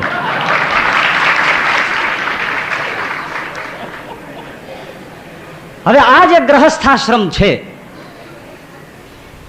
પતિ પત્ની જોડાયા છે, છતાં એમાં વ્યભિચાર કેમ આવે છે? એના જુદા જુદા કારણો છે. આપણે એક એક કારણો લેતા જવાના છે. પહેલું કારણ છે પ્રેમાળ દાંપત્યનો અભાવ. ત્યાંથી વ્યભિચાર શરૂ થાય છે, એ સમજી લેવાની જરૂર છે. પ્રેમ છે એ અતૂટ બંધન છે. સ્ત્રી અને પુરુષ એટલા પ્રેમથી સારસ બેલડીની જેમ રહેતા હોય, એના જીવનમાં તાકાત નથી કે કોઈ શક્તિ તિરાડ પાડી શકે. પણ જ્યાં હેતની સરવાણીઓ સુકાઈ જાય પછી એનો જીવનનો બગીચો છે એ કરમાઈ જાય, જીવનની રોનક મરી જાય. અને ત્યારે જ એકબીજાને પ્રેમનો અસંતોષ રહે, કોઈક ઉર્મિઓ સમજવાનો અસંતોષ રહે, એકબીજાને વચ્ચે કંઈક કલહ થાય, ત્યારે જ એકબીજા પ્રત્યેથી નોખા પડી જાય અને સ્ત્રી બીજા પુરુષ પ્રત્યે ખેંચાવા મળે. શું કામ? કે જે ઘરમાં નથી મળતું એ બીજે ખોળવા જશે, અને પુરુષ બીજે શું કામ જશે? જે ઘરમાં નથી મળતું એ બીજે ખોળશે. એટલે દ્રઢ પ્રેમાળ દાંપત્ય જેના ઘરમાં હોય છે એના ઘરમાં વ્યભિચાર પ્રવેશ નહીં કરી શકે. એટલા માટે તો આપણા ઋષિઓએ દાંપત્યને બહુ ભાવથી શણગાર્યો છે અને એને દિવ્ય કહ્યો છે, ધન્ય ગૃહસ્થાશ્રમ કહ્યો છે. પુરુષ હોય ને પરિણ્યો હોય, પોતાની પત્નીને પાસે ઘેર આવવા માટે આમ આતુર હોય, અને પત્ની પણ બારસાથી ઊભી રાહ જોતી હોય કે મારો પતિ પરમેશ્વર ક્યારે આવે. આ પતિ રાહ જોતી હોય અને પુરુષ ઘેરે મળવા માટે આતુર થઈ, એ પાપ નથી. તમને કોઈ શીખવતું હોય તો ખોટું છે. ધર્મશાસ્ત્ર કહે છે મહાપુણ્ય છે. એ પરપુરુષની રાહ જોવે એના કરતા પોતાના પતિની આવી રીતે વિહવલથી રાહ જોવે એમાં શું ખોટું છે? પણ અમુક લોકો મૂર્ખા સમજતા જ નથી. એ રાહ જોવે એ ઉત્તમ છે. એટલે આપણા ઋષિઓએ પતિ પત્નીના લગ્ન ગ્રંથિથી જોડ્યા. એમાં બે દેહને નથી પરણાવતા ભાઈઓ, પણ બે આત્માનું લગ્ન કરાવે છે. બે દિલનું પણ નહીં, બે મનનું પણ નહીં. કારણ કે મન છે એ તો સુખલક્ષી છે. એને સુખ મળે ત્યાં સુધી સાથે રહે, ન મળે ત્યારે છૂટા પડી જાય. ગાજર કી પીપુડી જબ ચલી તબ ચલી, બાદ મેં ખા ગઈ. એક છોકરીની કન્યા વિદાય થતી હતી એટલે રડતી હતી. તેની માં આવીને કે હવે શું કામ રડે છે, છાની રહી જા છાની, ફાવે તો રેજે નહીં ત્યારે વળતી ગાડીમાં પાછી. અરે તારી ભલી થાય. દીકરીને ગાય દોરે ત્યાં જાય એવું હતું, પણ હવે પતી ગયું. દીકરીને ગાય માથું મારીને ખાય. સંસ્કારો પલટી ગયા. પ્રેમાળ દાંપત્ય, પતિને પરમેશ્વર મનાતો. તમે મને જવાબ આપો કે જે મહિલા પોતાના પતિને પરમેશ્વર રૂપે જોતી હોય, તાકાત છે કે એની નજર કોઈ પરપુરુષમાં જાય? ધન્ય છે ભારત વર્ષની સંસ્કૃતિને પતિને પરમેશ્વર માન્યો છે. એટલા માટે માન્યો છે, આના તો બહુ સફળ કારણો છે. પરપુરુષ પ્રત્યેની નજર ન જાય. પરમેશ્વર આજના જમાનામાં ન માને તો કાંઈ નહીં, બિચારાને સારી રીતે જમાડે ને તોય હાવ છે. નહીં તો બે નોકરી ધંધા કરતા હોય, જીભાજોડી કરતા હોય, જે વેલો આવે રસોઈ કરવા બેસી જાય ને એમાં પુરુષ વેલો આવે, નાનકી ચડ્ડી પહેરી, ગોઠણિયા વાળી, કથરોટ લઈ, એમાં ઘઉંનો લોટ ખૂંદતો હોય એવો લાગે, શિંગલા ઘેટા જેવો, ઉછરેટી ઊંઘ ચાલતો એવું લાગે, પણ કર્યા વગર છૂટક્યો નથી. એક જણો ઓસરી બેઠો તે તેની પત્ની રસોડામાંથી જે હાથમાં વેલણ આવે વેલણ ફટકારે, બુજારું હોય બુજાળું મારે, રકાબી હાથમાં રકાબી રમરમાટી કરતી જવા દે. એમાં મહેમાન આવ્યા કોક, એટલે કે આવો આવો આવો આવો, વાંધો નહીં આવો જો, આ અમારો આનંદ છે ને આ અમારું સુખી દાંપત્ય જીવન છે. ઓલો કે આમાં શું સુખ મળ્યું છે? ઓલી હાથમાં આવે એ મારે છે ને તોય તું કે છો અમારું સુખી દાંપત્ય છે? તો હા સુખી છે. કેમ? એ ઘા કરે ને ઈટી જાય તો એ રાજી થાય, હું ઘા ચુકાવી દઉં તો હું રાજી થાઉં, કે મજા છે. પ્રેમાળ દાંપત્ય નીકળી ગયું. અને પ્રેમાળ દાંપત્ય હશે તો ત્યાં વ્યભિચારને સ્થાન નથી. વિદેશની અંદર મૈત્રી કરાર લગ્નો આવ્યા છે, અને જે અહીંયા આવશે મૈત્રી કરાર લગ્ન ફાવે ત્યાં સુધી રહેવાનું, બાકી ચલી જવાનું. વિદેશોમાં તો બસ 24 કલાક રાહ જોવાની, મેડમ આયા તો આયા, ના આયા તો બસ ફોક, પૂરું. આ મૈત્રી કરાર લગ્નો એનું પરિણામ વિદેશની અંદર આજે 1.5 કરોડ બાળકો એકલા અમેરિકામાં મા બાપ વગરના રખડે છે. 1.5 કરોડ બાળકો ક્યાં વયા ગયા? એની માં ક્યાં ગઈ? એનો બાપ ક્યાં ગયો? 1.5 કરોડ બાળકો. સમાજની દુર્દશા કરી નાખી. અને ત્યારે એમાં ચિંતકો, સમાજ સુધારકો એ ભારત બાજુ માથા નમાઈને પગે લાગે છે, ભલું થજો ભારતની અંદર દાંપત્ય જીવન, વાહ ભાઈ વાહ, એ વગર કોઈ દી સમાજની ઉન્નતિ થવાની નથી. આપણે ત્યાં તમને ખબર હશે, લગ્ન કરે પછી જે ઓલો અગ્નિ પ્રગટાવે માંડવામાં, પછી એમાંથી ઓલી એક દિવેલિયું હોય છે, એમાં કપાસિયાને બધું નાખ્યું હોય ને અગ્નિનો દીવડો લઈને ચાલ્યા આવે, ખબર છે ને? એ દીવડો ત્યાંથી પાછા લેતા આવે. એ લગ્નની અગ્નિ વેદીમાંથી અગ્નિ લઈ લેવામાં આવે, એને અણબૂજો રાખી અને છેક પતિને ઘેર લાવવામાં આવે, અને એ અગ્નિ ચૂલામાં પધરાવવામાં આવતો, અને એ પતિ પત્ની જીવે ત્યાં સુધી એનાથી રસોઈ પકાવવામાં આવતી. અને જ્યારે ગુજરી જાય ત્યારે એ જ અગ્નિ પાછો લઈને એનાથી અગ્નિ દાહ ચિત્તામાં આપવામાં આવતો. આ ભારતીય સંસ્કૃતિની ભવ્યતા છે, એક ગાઢ. એટલે આજે વિદેશની અંદર વિશ્વાસુ, અખંડિત, પ્રેમાળ દાંપત્ય મળતું નથી, જે ભારતમાં હજી મળે છે. પણ લોકો ઠેકડી કરે, પૂછે કે તમે કેટલા વર્ષથી પરિણામ? ભાઈ અત્યારે 70મું હાલે. 70 વર્ષથી એકનું ઠોઠું લે. હા, એક વસ્તુ ધ્યાન રાખવા જેવી છે, કજોડા ન ગોઠવી દેવા. ઘણા એવા માતા પિતા હોય છે કે પોતાની કાંઈક એવી ખેવનાઓને લીધે, ધનપતિઓને લીધે, પાર્ટીઓને લીધે પોતાના છોકરા છોકરીને પરાણે પરણાવી દેતા હોય છે. આવા કજોડા ગોઠવો. હવે એક કાળો ભોદા જેવો હોય ને એકની સ્માર્ટતા કે આ બધું સારું હોય ને તમે કોઈ પણ લક્ષણતાને લીધે ગોઠવી દો તો પછી એમાં એ આડાવડા થઈ જવાના છે. એટલે કજોડા ન થાય એનું પણ માતા પિતાએ ધ્યાન રાખવું જોઈએ. તો પ્રેમાળ દાંપત્યના અભાવમાંથી વ્યભિચારનો જન્મ થાય છે. પ્રેમાળ દાંપત્ય લાવવા માટે ઋષિઓની સંસ્કૃતિ કામ લાગશે. બીજું, વૈધવ્ય. એકાદ ગુજરી જાય, કાં પુરુષ વિધુર થાય અને કાં પત્ની વિધવા થાય. એ કાળની અંદર વ્યભિચારની ચેનલ શરૂ થવાની સંભાવના છે. એકલવાયુ લાગવા માંડે, પ્રેમની આકાંક્ષા રહે, છોકરાઓ તુચ્છકાર કરે, ત્યારે પોતાની પત્ની અથવા તો પોતાના પતિની યાદ આવે, અને ત્યારે પ્રેમ ઝંખના માટે અથવા કામના વિકારથી ઉંમરને લીધે વ્યભિચાર દુનિયાની અંદર બહુ ફાલે ફૂલે છે, અને ભારતીય સંસ્કૃતિમાં પણ ખૂબ થઈ રહ્યું છે. એમાં જરા સમજવા જેવું છે કે ઘણા કુટુંબો, હવે તો બહુ ઓછું થઈ ગયું છે. પહેલા તો અમારા કુળની આબરૂ, દીકરીનું વાગદાન થઈ ગયું પછી હવે એને બીજો ભાવ ન કરાય, એટલે એનું કાંઈ થાય જ નહીં, પછી એને પરણાવવાની નહીં, બેસી રહેવાનું. અથવા તો જે નાની ઉંમર હોય ને પતિ ગુજરી ગયો તો પછી એને બેસી રહેવાનું. એક કુટુંબમાં આવું બનેલું, એને દીકરી બહુ નાની ઉંમરમાં, હજી દીકરો નહીં થયેલો, કોઈ સંતાન નહીં થયેલું. એટલે ઘણા સમજદાર સામાજિક માણસો તો એમણે કીધું દીકરી નાની છે, ફૂલ જેવી છે, અને હજી એનું જીવન દુઃખમાં ન જાય, એના કરતાં તમે એને પરણાવી દો. તો કે પુનર્લગ્ન કરીએ તો મારે ગામમાં મોઢું શું બતાવવું, અમારી નાઈટમાં નથી થતું. પેલો કે તો કાંઈ નહીં. પણ પછી બન્યું શું, એ જ દીકરીએ એવું પગલું લઈ લીધું કે એ બાપ બજારમાં ન નીકળી શક્યો. બજારમાં આ ભૂલ કોણ ભોગવશે? માટે પુનર્લગ્ન એ બાબતમાં પણ માણસોએ બહુ સમજવા જેવું છે. પણ જેને વિધવા થયા છે, પુનર્લગ્ન નથી કરવું અને એને જીવન જીવવું છે, તો પછી એવી વિધવાઓએ, આખા ભારતની વિધવાઓએ શ્રીજી મહારાજની શિક્ષાપત્રી ઉપર ધ્યાન આપવું પડશે. એ વગર એનું જીવન નહીં વીતે. એટલે પહેલું સૂચન મહારાજે શિક્ષાપત્રીમાં કર્યું કે તમે પેલા પતિને પરમેશ્વર માન્યો, હવે વિધવા થયા છો તો પરમેશ્વરને પતિ માનીને એની ઉપાસના શરૂ કરી દો. બહુ સરસ. બીજું કે તમે કોઈ દિવસ એકલા ન રહેશો. એકલા ફ્લેટ રાખીને ઘણી વિધવાઓ રહેતી હોય છે, એ ન રહેવાય. પિતા છે, પુત્રો છે, કોઈ એવા વડીલો છે, કોઈ એવા સમજદાર આપણા સંબંધીઓ છે, એની સાથે હંમેશા એ વિધવાએ જીવન જીવવું જોઈએ. એના પછીનું કે યુવાન અવસ્થા હોય ને કોઈ પણ યુવાન પુરુષ પર પુરુષ હોય, સંબંધી સિવાયનો, તો એની સાથે બોલવું પણ નહીં, એટલું નહીં એનો સ્પર્શ પણ ન કરવો. તો જ તમે ઉગરી શકો, નહીતર ઉગરી ન શકો. ચોથું, શરીર પુષ્ટ થાય એવા આહાર વિધવાએ ન કરવા. પાંચમું, સૌમ્ય વેશ રાખવો, વિકારી દ્રશ્યો ન જોવા અને બદચલન સ્ત્રીઓની સાથે સહવાસ ન રાખવો. અને પછીનું કે પોતાની યુવાન અવસ્થા હોય ને પોતાનો જ યુવાન સંબંધી હોય પુરુષ, એની સાથે પણ એકાંતમાં ન બેસવું. એ ઘરમાં આવે તો આપણે બહાર નીકળી જવું, અને એ બહાર હોય તો આપણે ઘરમાં ચાલી જવું. વિધવાએ આ જો ધ્યાન નહીં રાખે તો વિધવાનો ધર્મ નહીં રહે. અને પછીનું સાતમું કે વિધવાએ બને ત્યાં સુધી કોઈ દિવસ કોઈના લગ્ન પ્રસંગોમાં ક્યાંય પણ જવાનું ન રાખવું, છોડી દેવું. અહીંયા એક બીજી વાત સમજી લે કે આજે વ્યવસાય નિમિત્તે પતિ પરદેશ કમાવા જાય, પતિ અહીંયા રહી જાય, પત્ની અહીંયા રહી જાય, પતિ દૂર નીકળી જાય. એટલે હવે એનો ફાસલો એટલો બધો પડી જાય છે. એટલે ત્યાં સુધી આમ તો શાસ્ત્રોમાં કહેવાયું છે કે બહુમાં બહુ પુરુષે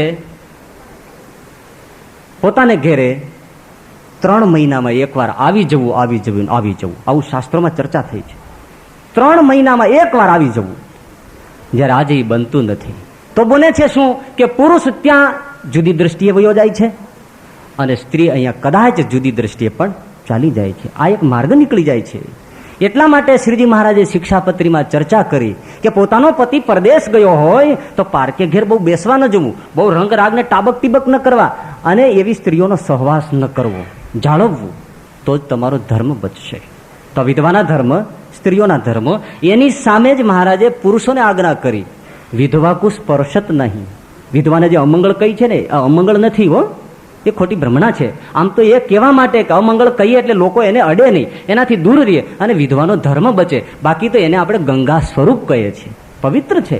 કોઈ વિધવાની આવી તુચકાર આપણો ઋષિ ન કરે. અમંગળ નથી, પણ એનો સ્પર્શ નહીં કરવાનો. એટલા માટે કદાચ અમંગળ શબ્દ કોઈ વધારીને લખ્યો હોય તો એને બચવા માટે લખ્યો છે. અને પુરુષોને માટે શ્રીજી મહારાજે પ્રથમના 72માં વચનામૃતમાં કહ્યું છે કે 5 પ્રકારની જે સ્ત્રીઓ છે એનો જે ધર્મ ભંગ કરાવે છે એ બ્રહ્મ હત્યા જેટલું પાપ ભોગવે છે. પહેલું કે કોઈ શરણે સ્ત્રી આવી હોય એનું જો ધર્મ ભંગ કરાવે. બીજું કે પોતાની પત્ની હોય અને વ્રત ઉપવાસને દિવસે સંગ કરવા ઈચ્છતી ન હોય અને એનો ધર્મ ભંગ કરાવે. ત્રીજું પતિવ્રતા હોય અને ચોથી વિધવા સ્ત્રી હોય અને 5મી વિશ્વાસી સ્ત્રી હોય કે આ પુરુષ મને કોઈ વાંધો નહીં આવવા દે. આવી રીતે જોડાયેલી 5 સ્ત્રીઓનો જો ધર્મ ભંગ કરાવે તો વેદ ધારણ કરતા 12 ગુણે યુક્ત બ્રાહ્મણ એને જો કાપી નાખે અને જે પાપ લાગે એ પાપ આ પુરુષને લાગે છે. વિધવાનો જે ધર્મ ભંગ કરાવે. એની સામે બીજું વિધવાનું જોઈ લીધું તો વિધુરને પણ જાળવવાનું છે. એની બહુ ચર્ચા તો કરવા જેવી રહી નથી. પણ આજે મર્યાદાઓ નીકળી ગઈ ને, આપણે લાજ કાઢવાની પ્રથા પાછી લાવવી નથી, પણ આજે સાવ છૂટું થઈ ગયું. અને આજે જ્યાં જુઓ ત્યાં આજે મર્યાદા નીકળી ગઈ. અને એ તમે બધા સંસારમાં છો ખબર હશે, આજે એ વિધુર થયેલા પુરુષો પણ ઘણી વખત પોતાની પુત્ર વધુઓ સાથે અઘટિત વ્યવહારો કરી જાય છે. તો મર્યાદા જો એ નહીં જાળવે અને સ્ત્રીઓની સાથે મર્યાદાથી ઘરની અંદર પણ નહીં રહે, લાજ કાઢવાની જરૂર નથી પણ લાજ રાખવાની તો જરૂર છે. લાજ એટલે શરમ રાખવાની જરૂર છે. ભાઈ બહુ ન હોય, તમારા જ ઘરના ભલે ગમે તે સ્ત્રી આ તે પાત્રો હોય, પુત્ર વધુ વગેરે, વ્યવહાર પૂરતો એની પાસેથી જે હોય બેસો ઉઠો, આ જે કામકાજ થાય છે બરાબર છે, પણ પછી આગળ વધે તો કોઈ દિવસ વિધુરનો પણ ધર્મ રહી શકતો નથી. વૈધવ્યનું કારણ. પછીનું ત્રીજું કારણ, સંતાન પ્રાપ્તિની ઈચ્છા. ક્યારેક સ્ત્રી અને પુરુષના દાંપત્યમાં પુત્ર પ્રાપ્તિ, સંતાન પ્રાપ્તિ ન થઈ શકે ત્યારે ઘણી વખત પુરુષ છે એ ઉપપત્ની દ્વારા વ્યભિચારને માર્ગે ચાલી અને પુત્ર ઝંખે છે, અને ઘણી સ્ત્રીઓ બીજા પુરુષ પાસેથી પુત્રની આકાંક્ષા રાખે છે. આની ચર્ચા બહુ નથી લેવી, પણ શિક્ષાપત્રીમાં જે મહારાજે બહુ મર્મમાં વાત કરી દીધી છે એ કે પોતાનો પતિ અંધ હોય, રોગી હોય, દરિદ્ર હોય અને નપુંસક હોય તો પણ એને પરમેશ્વરની પેઠે સેવવો. નપુંસક હોય, પુત્ર ન આપી શકે પણ તો એને પરમેશ્વર માનીને સેવવો. દેહ સુખ કદાચ પુત્ર પ્રાપ્તિ તો ઠીક, પણ દેહ સુખ ન આપી શકે એવો નપુંસક હોય તો પણ એને પરમેશ્વરની જેમ જ સેવવો. હા, એની એ પછી તમે કદાચ ન રહી શકતા હો, બીજા એના કારણો હોય તો સામાજિક કાયદાની રૂએ તમે પુનર્લગ્ન કરો, જે કરો તે, પણ વ્યભિચારનું પગલું ન લેવાય. અંધ હોય, અરે ગાંધારીને લોક અમસ્તું યાદ કરે છે. એ ધૃતરાષ્ટ્ર આંધળો હતો તો આખી જિંદગી ગાંધારીએ પટ્ટી બાંધી લીધી કે મારો પતિ દેખતો નથી. કરવા જે જરૂર નહોતી, પણ એની ભાવનાને તો કૃષ્ણ વંદન કરે કે મારો પતિ નથી દેખતો તો હું જિંદગી ભર હવે નહીં કહું, અને પટ્ટી બાંધી લીધી. એટલા જ માટેનું કેટલું તેજ આવ્યું કે એ જ ગાંધારીએ શાપ આપ્યો તો અનંત કોટી બ્રહ્માંડનો ધરતલ શ્રી કૃષ્ણ પણ શાપને આધીન થઈ ગયો. ગાંધારી એમ બોલી કે હે કૃષ્ણ, તું બચાવી શક્યો હોત તો અમારું કુળ બચત, પણ તે જ નથી બચાવ્યું. જાઓ અને શાપ આપું છું કે તારું વૃષણી કુળ નાશ થઈ જાઓ, અને આખું નાશ થઈ ગયું. આ પતિવ્રતા સ્ત્રીનું તેજ છે. માટે કોઈ દિવસ ધર્મ ભંગ ન કરવો. તો સંતાન પ્રાપ્તિની ઈચ્છા. પછી આપતકાળ. આપતકાળમાં શું થાય છે? કુટુંબ હોય, આર્થિક ભીંસ હોય, ઘરની અંદર કે બીમારી હોય, કોઈના સહવાસની અથવા તો કોઈની મદદની જરૂર હોય, ત્યારે ઘણા લોકો મદદ કરતા હોય છે. એ બહુ દયાળુ નથી હોતા. એ તમને આર્થિક મદદ કરે અને પછી તમારા જ કુટુંબની અંદર શોષણ કરે, અને ન પછી એ સ્ત્રી બોલી શકે જાતિ શોષણ થાય તોય, અને ન પુરુષ બોલી શકે. માટે કોઈની સહજ એની પાસેથી મદદ લેતા માણસે બહુ વિચાર કરવો જોઈએ. ભલે ગમે તેવો સાથ સહકાર આપતા હોય પણ મદદમાં બહુ જાળવું. ઘણા લોકો મદદ કરતા હોય પણ તમને ખબર ન હોય, પણ કુટુંબની અંદર યુવાન દીકરી તરફ એનો વિકારી ડોળો મંડાયો હોય છે, અને પછી ઘર છિન્ન ભિન્ન થઈ જાય છે. માટે આપતકાળના પ્રસંગમાં બહુ સમજી લેવાની જરૂર છે. નહીતર વિશ્વની અંદર, એટલે કે ભારતની અંદર, સમાજની અંદર ઘણા કુટુંબોમાં ન કહી શકાય એટલી હદે વ્યભિચારની પરાકાષ્ઠા પહોંચી જાય છે. પછીનું એક કારણ, ધર્મ દ્વારા વ્યભિચાર. આપણે ત્યાં કૌલ પંથ ને, માર્ગી પંથ ને, કાંચળિયા પંથ ને, એ શું છે? જેને શ્રીજી મહારાજે બધું કઢાવ્યું, પણ એ ધર્મ દ્વારા ગુરુને સમર્પિત થઈ જવું, એને પોતાના દેહનું સેવામાં દાન કરવું. આ જે પરંપરા આવી એમાંથી ભારત વર્ષની અંદર એક વ્યભિચારની બહુ સારું રૂપાળું નામ લઈને પ્રગટ થઈ. એ પણ સમજીને દૂર કરવા જેવું. પછીનું એક કારણ છે, એ બહુ મોટું છે અને સાર્વજનિક છે, બધાને લાગુ પડે એવું છે અને બધાએ સમજવું પડે એવું છે, અને એ કારણ છે સામાજિક વાતાવરણ. આખું એ જે વાતાવરણ ફરી ગયું છે સારું, એ બધાને વિકારી કરે છે, એક એકને સ્પર્શ કરી જાય છે. એ વાતાવરણ શું છે? ધ્યાનથી થોડું વિસ્તારથી સમજી લઈએ. પહેલા પુરુષ પૈસો કમાતો, હંમેશા અર્થનું ઉપાર્જન પુરુષ ઉપર રહેતું, અને અર્થની વ્યવસ્થા ગૃહિણીના હાથમાં રહેતી. સ્ત્રી કોઈ દિવસ પૈસો કમાવા ન જતી, એ પોતાનું ઘર સાચવતી. પૈસો કમાવા પુરુષ જતો અને સ્ત્રી ઘરના આંગણામાં રહેતી. અને એ વખતે એનું માતૃ સ્વરૂપ, લક્ષ્મી સ્વરૂપા, અન્નપૂર્ણા સ્વરૂપા, એ સ્ત્રી જળહળી ઉઠતી. પણ આજે આ સ્ત્રીઓએ પોતાનું ઘરનું આંગણું છોડ્યું અને જાહેર સમાજના બધા જ કાર્યાલયોમાં એમણે પ્રવેશ કર્યો, અને પરિણામે સારી જગ્યાઓમાં વ્યભિચારનું સામ્રાજ્ય સ્થપાયું. સ્ત્રીએ ઘરના દ્વાર છોડી દીધા, નહીતર એ ઘરમાં રહેતી. અને પણ આજે બન્યું છે શું? સૌથી પહેલા તો બન્યું છે એવું કે આર્થિક ભીંસને લીધે કોઈએ આ મજૂરી કરવા માટે કોઈ પણ કારણોસર એમણે આ પગલાં લીધા હોય. પણ આજે એવું નથી. આજે તો સ્ત્રીઓને એવું છે કે જ્યાં સુધી અમે પોતાના મોભા પ્રમાણે, એટલે શું કામ કે સ્ત્રી પુરુષ સમોવડી થવા હાલી, એની વિશ્વમાં એક આલબેલ પોકારણી, અને એને પરિણામે એમાં જુવાળ થયો કે અમે પણ જ્યાં સુધી નાની મોટી પોસ્ટ હાંસલ ન કરીએ ત્યાં સુધી અમારામાં કંઈ ખોટ છે. ઘણી સ્ત્રીઓ તો પોતાના પતિ પાસે ઝઘડો કરતી હોય છે. પેલો પતિ કે આપણે કંઈ તાણ નથી, તારે શું કામ નોકરી કરવી જોઈએ? તો કે ના, મારે તો સર્વિસ કરવી જ છે, પરાયણે સર્વિસ કરવી જ છે. એવા ઘણા કુટુંબોમાં ડખા થાય છે. કારણ શું થયું? પુરુષ સમોવડી બનવામાં એક વિચાર આવ્યો, અને વિચારમાં શું છે? બાળકો સાચવવા, રસોઈ કરવી, સંસ્કારો સાચવવા, કુટુંબના સભ્યોની સેવા સરભરા કરવી, રસોઈ કરવી, એ બધું આજે એકદમ હલકું કામ ગણાવવા માંડ્યું. બાળકોને સાચવવાનું, પોતા કરવાનું આ કઈ કામ છે? આ તો નોકર ચાકર કરે. એ જ્યાં સુધી મહિમાવંત ગણાતું હતું ત્યાં સુધી સંસ્કૃતિનું તેજ હતું. અને આજે પરાણે સ્ત્રીઓ બહાર નીકળી ગઈ. હા ઠીક છે, સમજાય અમુક કે સ્ત્રી છે એ ગર્લ્સ સ્કૂલમાં શિક્ષિકા બને, સમજી શકાય, કોઈ વાંધો નથી, સમજી શકાય. સ્ત્રી છે એ સ્ત્રી રોગની નિષ્ણાત બને, સમાજને બહુ જરૂર છે, સમજી શકાય. સ્ત્રી છે એ ભરત ગૂંથણ આદિ કળામાં નિપુણ થાય, સમજી શકાય. સ્ત્રી છે એ નારી ચેતના જગાવવા માટેના કોઈ કાર્યો કરે, સમજી શકાય. સ્ત્રી છે એ સાહિત્ય રચના કરે, એનું દાન કરે, એ સમજી શકાય. પણ એ સ્ત્રીઓ એ ખાખી લુગડા પહેરીને બંદૂકના ભારા લઈને સરહદ ઉપર જવાની શું જરૂર હતી? કયો, ત્યાં પહોંચવાની શું જરૂર હતી? જકાત ઉપર, એ ટોલ નાકા ઉપર જકાત ઉઘરાવે, કોઈ કંપનીનું મેનેજમેન્ટ સંભાળે, સેક્રેટરી અને ટાઈપિસ્ટ થઈ અને ફાઇલો ફેંદે, કબડ્ડી ક્રિકેટમાં દડાની વાંહે ભાઠા લઈને હળિયુપાટી થાય. આ તારે કરવાની શું જરૂર હતી? અને હાવ ભૂંડામાં ભૂંડી સ્ત્રી લાગતી હોય ને જ્યારે પુરુષના પેન્ટ શર્ટ પહેરે ત્યારે વધારે વહોરી લાગે, એની મર્યાદા આખી નીકળી ગઈ. પણ આ જરૂર નહોતી, પણ સમાજમાં આવ્યું પુરુષ સમોવડી થવામાં. અને પરિણામ શું આવ્યું? ઘણી સ્ત્રીઓને મૂછો ઉગવા માંડી. મૂછો, એનું બંધારણ નથી, એ ધંધા ન કરાય. એને આખું શરીરની રચના જ જુદી છે. એને આ રસ્તો અપનાવવા જેવો નથી. એક ભાઈ હતો ને, એને જુવાનીઓ મળી ગયો એટલે સામું જોઈને કે તારો ફેસ છે ને અસલ મારી વાઈફ જેવો જ છે, પણ એક થોડો ફેર છે. શું? મૂછનો ફેર છે. એટલે પેલો કે પણ મને ક્યાં મૂછો છે? તો કે તને નથી પણ મારી વાઈફને છે. આ મૂછો ઉગવા માટે. પણ એ જો મર્યાદામાં રહે તો સમાજનું બહુ શ્રેય થાય. સિકંદરની બેનને એક જણાએ પ્રશ્ન કર્યો કે સ્ત્રીને માટે સારામાં સારો શણગાર કયો? ત્યારે સિકંદરની બેને એ વખતે જવાબ આપ્યો કે સ્ત્રીને માટે સારામાં સારો શણગાર લજ્જા સિવાય એક પણ નથી. અને સ્ત્રીમાં એક લજ્જા શરમ હોય તો એને દેવતાઓ પણ પગે લાગે, આટલી મૂડી સ્ત્રી પાસે છે. પણ આજે એ નીકળી ગયું. આજે લજ્જાના તો લીરા ચીથરા ઉડાડી નાખ્યા. સમાજમાં ક્યાંય લજ્જા દેખાતી નથી. તમને ખબર હશે કે પેલા નાટકો ભજવાતા ને તો એમાં સ્ત્રી પાત્ર આ બધા ભાયડા લેતા. બહેરાઓ કોઈ સ્ત્રી પાત્ર ભજવાયા ન આવતું. અને મૂંગી ફિલ્મ પેલા નીકળી તો પણ કોઈ સ્ત્રી પાત્ર લેવા માટે તૈયાર નહોતું થતું. એમાં પણ પુરુષો બૈરાઓના કપડા પહેરીને નાચતા હતા અને કૂદતા હતા.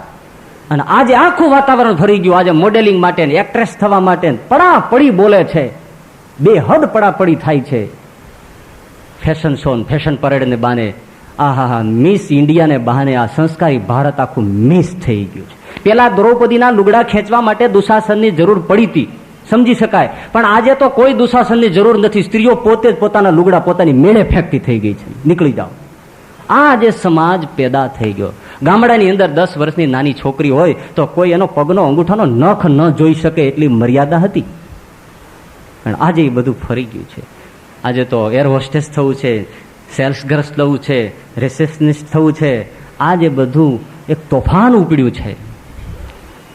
આજે વલણ આવ્યું ને એનાથી જ વિદેશની અંદર, અમેરિકાની અંદર કંટાળીને એક બહુ ચિંતક પ્રોફેસરે પોતાની દીકરીને એક વિધાન લખ્યું છે, માય ડોટર બી ગ્રેટ. હે મારી દીકરી, તું મહાન થજે. My daughter be great but be a great woman. તું મહાન મહિલા થજે. Never try to be a great man. મહાન માણસ બનવા માટે તું પ્રયાસ ન કરતી, પણ બી ગ્રેટ એ વુમન. તું મહાન મહિલા થજે. એ સ્ત્રીઓનું સાચું ભૂષણ છે. સ્વીડનની અંદર એક વિદેશી આવ્યો ને આખું સ્વીડન જોયું. પછી એમણે એક જણાને પૂછ્યું કે તમારા દેશની અંદર નૈતિક પતન બહુ થઈ ગયું છે, નૈતિક ધોરણ નીચે ઉતરી ગયું છે બહુ. ત્યારે પેલો સ્વીડિશ કે એ બની જ ના શકે. અમારા દેશમાં ક્યારેય પણ નૈતિક ધોરણ નીચે ઉતર્યું જ નથી. પેલો કે તમે આટલું બધું જોવો છો છતાં કબૂલ કેમ નથી કરતા?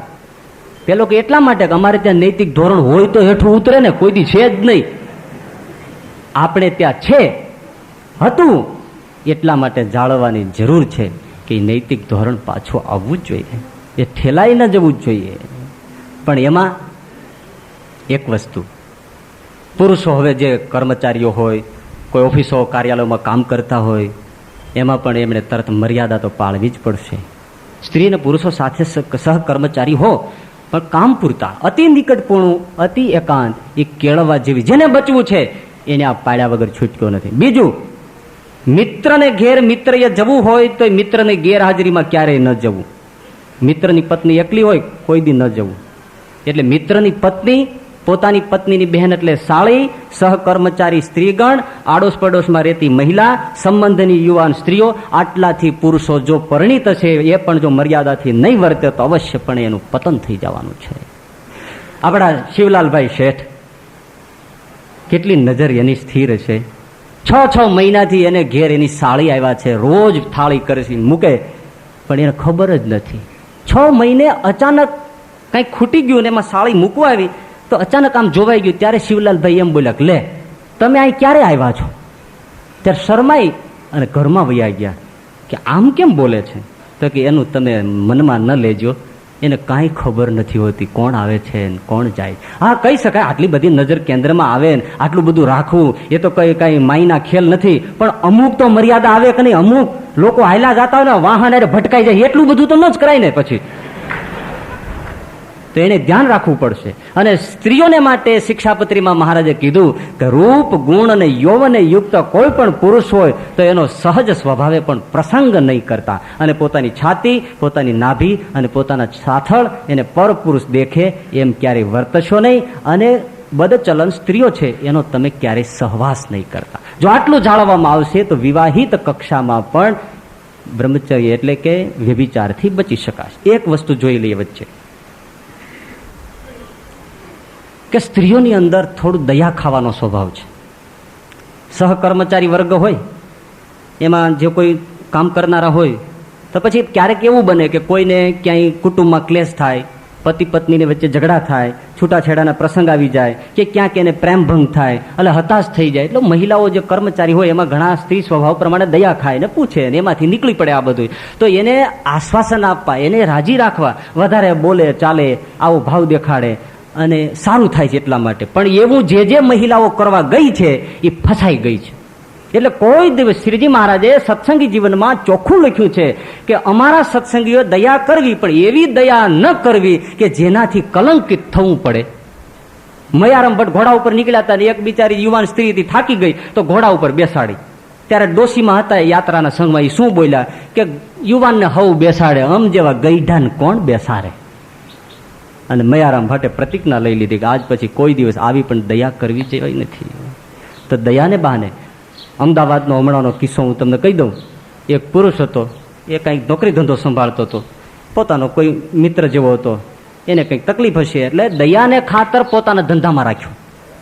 દયાને ખાતર એ જે દયાને ખાતર જેને પોતાના મિત્રને નોકરીમાં પોતાના ધંધામાં રાખ્યો એ જ પુરુષે એની જ પત્ની સાથે આડો સંબંધ બાંધ્યો. અને પરિણામ શું થયું કે એ જ પુરુષે એની પત્નીને મળી અને આ નોકર, આ જે માલિક હતો ધંધાનો, જેને દયાએ કરીને રાખ્યો હતો, એને જ કાપીને ટુકડા કરીને બાથરૂમમાં નાખીને 2 જણા ભાગી ગયા. માટે દયા એવી ન કરવી કે જેનાથી ધર્મ ભ્રષ્ટ થવાના સંજોગ ઉપસ્થિત થઈ જાય. શ્રીજી મહારાજે એટલા માટે સ્ત્રી પુરુષ બહુ પવિત્રપણે રહે એટલા માટે સ્ત્રીઓ અને પુરુષોના અલગ મંદિરો કરી દીધા, સ્ત્રીઓ અને પુરુષોના અલગ સભા સ્થાનો કરી દીધા. વચનામૃતમાં એમ કહ્યું કે સત્સંગ પહેલા કોઈ કુદ્રષ્ટિ કરી હોય તો ઠીક છે, એ પાપ ધોવાય, પણ સત્સંગમાં આવ્યા પછી કોઈ સત્સંગી સ્ત્રીઓ અને પુરુષો ઉપર કુદ્રષ્ટિથી જુએ છે તો એ પાપ વજ્રલેપ થાય છે, એ ક્યારેય ભૂસાતું નથી. એ જાળવવું પડશે. અને એ મર્યાદા તમે જો એક એ વાત પણ લખી કે જ્ઞાન વાર્તા સ્ત્રીના મુખ થકી પણ ન સાંભળવી. આજે રોમન કેથોલિક જે ખ્રિસ્તી સંપ્રદાય છે એમાં પોપને બહુ વિનંતી કરવામાં આવે છે, છતાં એ પોપ સ્ત્રીઓને સાધ્વી બનાવે છે, નંદ બનાવે છે, પણ પ્રિસ્ટ એટલે ઉપદેશિકા હજી નથી બનાવતી. બહુ આજના સમાજ પ્રમાણે એને પ્રેશર કરવામાં આવે છે. પોપ મજબૂત છે કે સાધ્વી ભલે થાય પણ ઉપદેશિકા નહીં બને.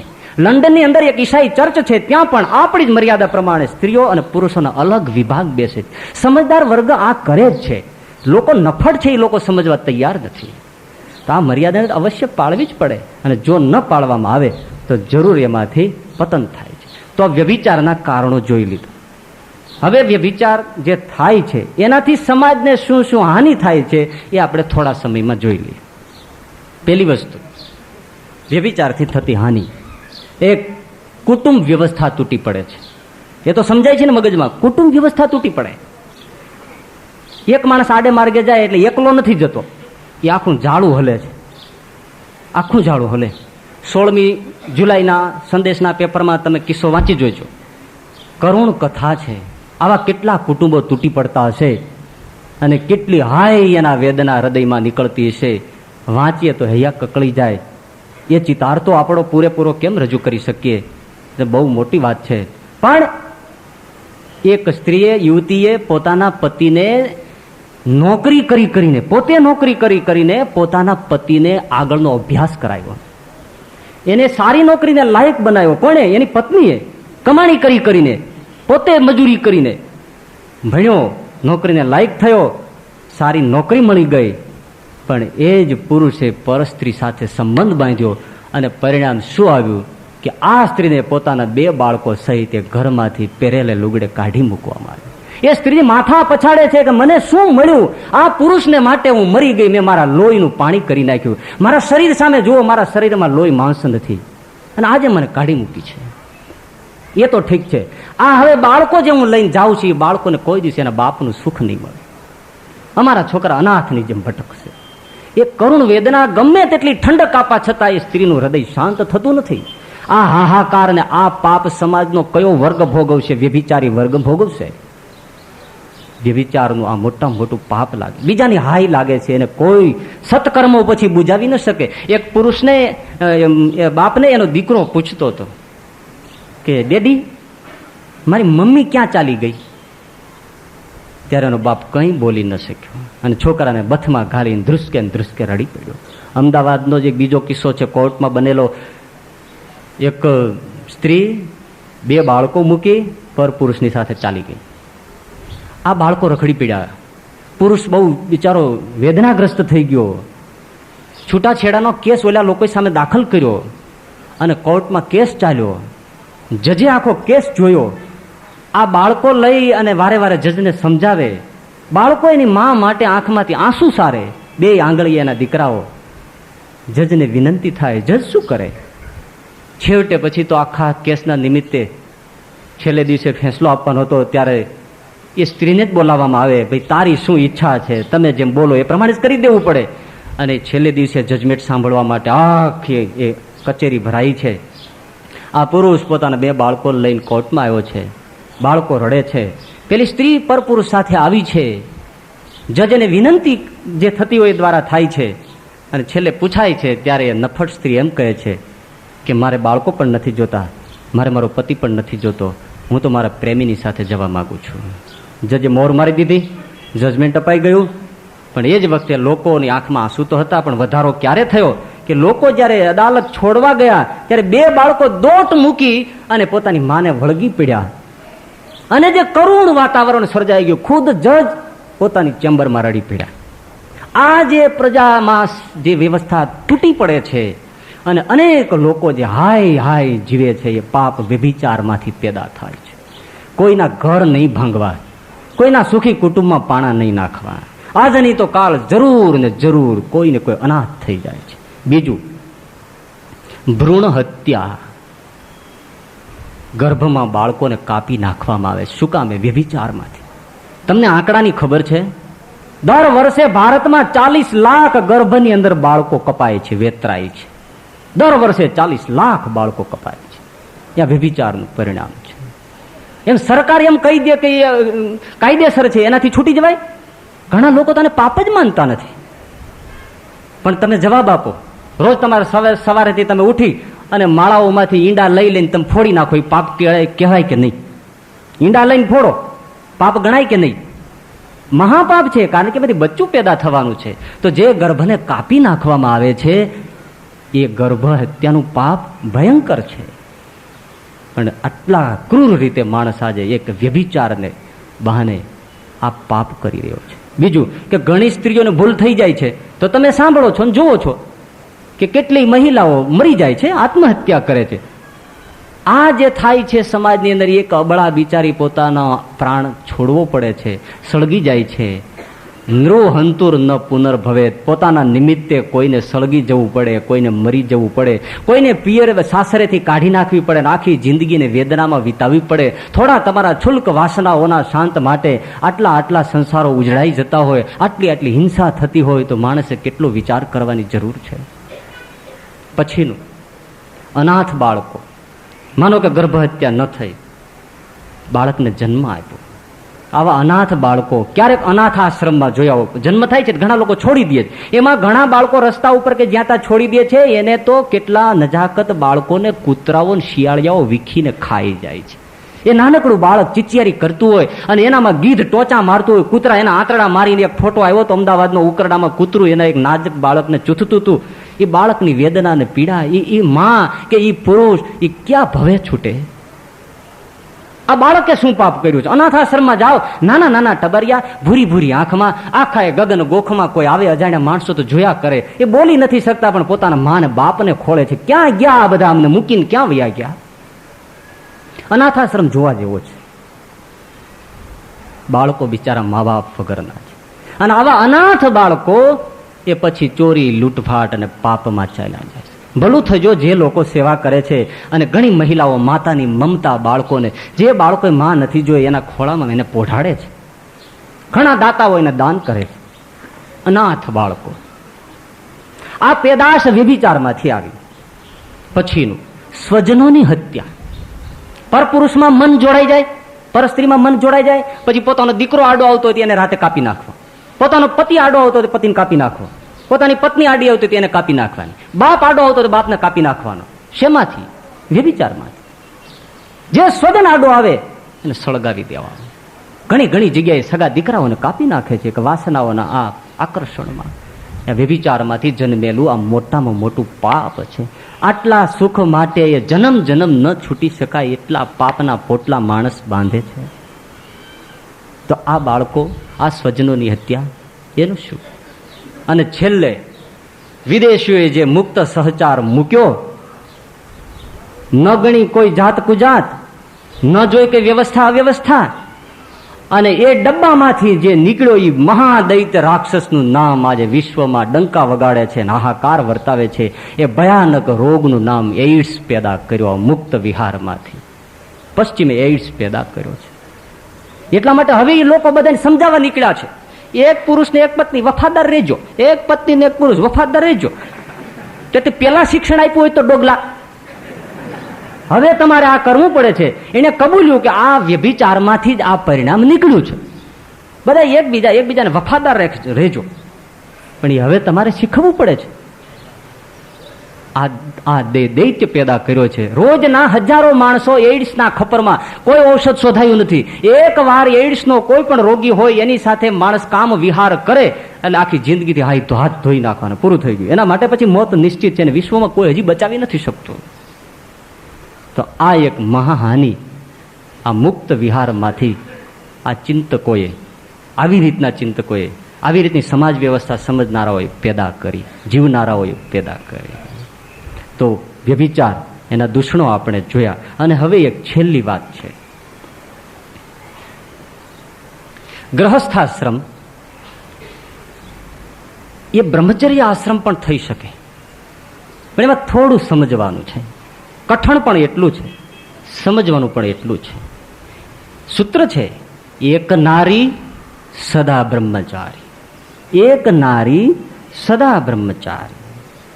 એક નારી સદા બ્રહ્મચારી એટલે એ આગળ લઈશું, પણ મનથી પણ કોઈ પણ પરસ્ત્રીનું જે ચિંતન કરતો નથી, મનથી પણ વ્યભિચાર નહીં. ત્યારે ઘણા જયારે કોઈ કહેતા હોય ખુલ્લે દિલે, ત્યારે એમ કહેતા હોય છે કે અમારે મનથી આમ થાય છે, મનથી તેમ થાય છે. સૌના દિલને પૂછે. આજે સમાજ બદલ્યો છે, પણ એક નારી સદા બ્રહ્મચારી એ ગ્રહસ્થ ત્યારે છે કે જ્યારે મનથી પણ પરસ્ત્રીને એ નિરખતો નથી, એના પ્રત્યે કોઈ ભૂંડો ભાવ એનામાં પેદા નથી થતો. એટલા માટે આપણા ત્યાં સુંદર એક દિવ્ય દ્રષ્ટિ આપવામાં આવી કે પોતાની પત્ની સિવાય તમામ જે સ્ત્રી છે એને માં, બેન અને દીકરીની ભાવના રાખો એટલે તમને પગે લાગવાનું મન થશે, વિકાર નહીં થાય. હું જાણું છું ત્યાં સુધી કારિયાણીના વસ્તા ખાચરનો જ કંઈક પ્રસંગ છે. એમણે પુનર્લગ્ન કર્યું અને માચા ખાચરને ખબર પડી. જો ઘટના મહારાજ વખતની, વસ્તા ખાચરે ગર્ભમ થયા અને પુનર્લગ્ન કર્યું અને માચા ખાચરને ખબર પડી અને માચા ખાચર કાળ બંબોળ તલવાર લઈ માં ભવાની જેવી ખુલ્લી તલવાર લઈને નીકળ્યા. મારી નાખું, કાપી નાખું વસ્તાને, જીવવા ન દઉં. દોડ્યા ને વસ્તા ખાચરને ખબર પડી ગઈ એટલે એકદમ ભાગ્યા ને ઘરના બારણા બંધ કરીને સતાઈ ગયા. થર થર ધ્રુજે કે મારો ભાઈ હમણાં નળિયા વિખોલી અંદર આવશે ને મારા ટુકડા કરી નાખશે. અને બાર ઉભો ઉભો માચા ખાચર પડકારા કરે કે તું મૂર્ખ, કઈ સ્ત્રીને તું પરિણ્યો? જે દિવસે તું પરિણ્યો ત્યારે પ્રતિજ્ઞા કરી હતી કે આ સ્ત્રી સિવાય તમામ સ્ત્રી છે એ મા, બેન અને દીકરી છે. તો આ તું મા સાથે પરણી આવ્યો, કોઈ દીકરી સાથે પરણ્યો કે કોઈ બેન સાથે પરણ્યો? મને તું જવાબ આપ. હા હા હા, એની આ સમજણ હતી. માંડ માંડ એનું સમાધાન થયું છે. પણ પવિત્ર દ્રષ્ટિ એટલે તો માચો ખાચર માર્ગી પંથમાં રહ્યા હોવા છતાં શ્રીજી મહારાજને વચનામૃતમાં લખવું પડ્યું કે એ બ્રહ્મચારી રહી ગયો પુરુષ. એટલા બધી ઊંચી ભૂમિકામાં જીવનારા એ પુરુષ હતા. એક નારી સદા બ્રહ્મચારી. બહુ જીવનમાં સમજવા જેવું છે. એના માટે યાજ્ઞવલ્ક્ય સંહિતામાં એક સુંદર શ્લોક છે. ઋતાવૃત્તો સ્વદારેષુ સંગતિર્યા વિધાનતઃ બ્રહ્મચર્યમ તદૈવોક્તમ ગ્રહસ્થાશ્રમવાસીના. યાજ્ઞવલ્ક્ય. ઋતાવૃતો સ્વદારેષુ. આખા શ્લોકનો ટૂંકનો અર્થ એવો છે કે પોતાની પત્ની સાથે પણ શાસ્ત્રના વિધાન પ્રમાણે ઋતુકાળમાં પુત્ર પ્રાપ્તિની ઈચ્છાથી જે ગ્રહસ્થ પુરુષ સંગ કરે છે એ સદૈવને માટે બ્રહ્મચારી છે. સદૈવને માટે બ્રહ્મચારી છે. બહુ સુંદર યાજ્ઞવલ્ક્યે આપ્યું છે. એમણે જ આપ્યું છે એટલું નહીં, બધાએ આપ્યું છે. શ્રીજી મહારાજે પણ બહુ સુંદર કહ્યું છે. પ્રથમના 34માં વચનામૃતમાં વિવેકથી વાંચી લેજો. શ્રીજી મહારાજે એવું લખ્યું છે, કહ્યું છે કે ગ્રહસ્થોને પણ બ્રહ્મચર્ય કહ્યું છે. પરસ્ત્રીનો ત્યાગ રાખવો, વ્રતને દિવસે પોતાની પત્નીનો પણ ત્યાગ રાખવો અને ઋતુકાળે સ્ત્રીનો સંગ કરવો. આ ગ્રહસ્થોનું બ્રહ્મચર્ય છે. તો આમાં શ્રીજી મહારાજે 3 વાત કરી. પરસ્ત્રીનો ત્યાગ રાખવો એ આપણે જોઈ લીધું. વ્રતને દિવસે પોતાની પત્નીનો ત્યાગ રાખવો. વ્રતને દિવસે એકાદશી, રામનવમી, હરિજયંતી, જન્માષ્ટમી, પછી નવરાત્રી, પોતાનો જન્મદિવસ, પતિનો જન્મદિવસ, કુટુંબમાં કોઈ એવો શોકનો મરણનો પ્રસંગ, આવા પવિત્ર દિવસોએ પોતાની પત્નીનો પણ ત્યાગ, પોતાના પુરુષનો પણ ત્યાગ ગ્રહસ્થાશ્રમવાસીઓએ રાખવો જોઈએ.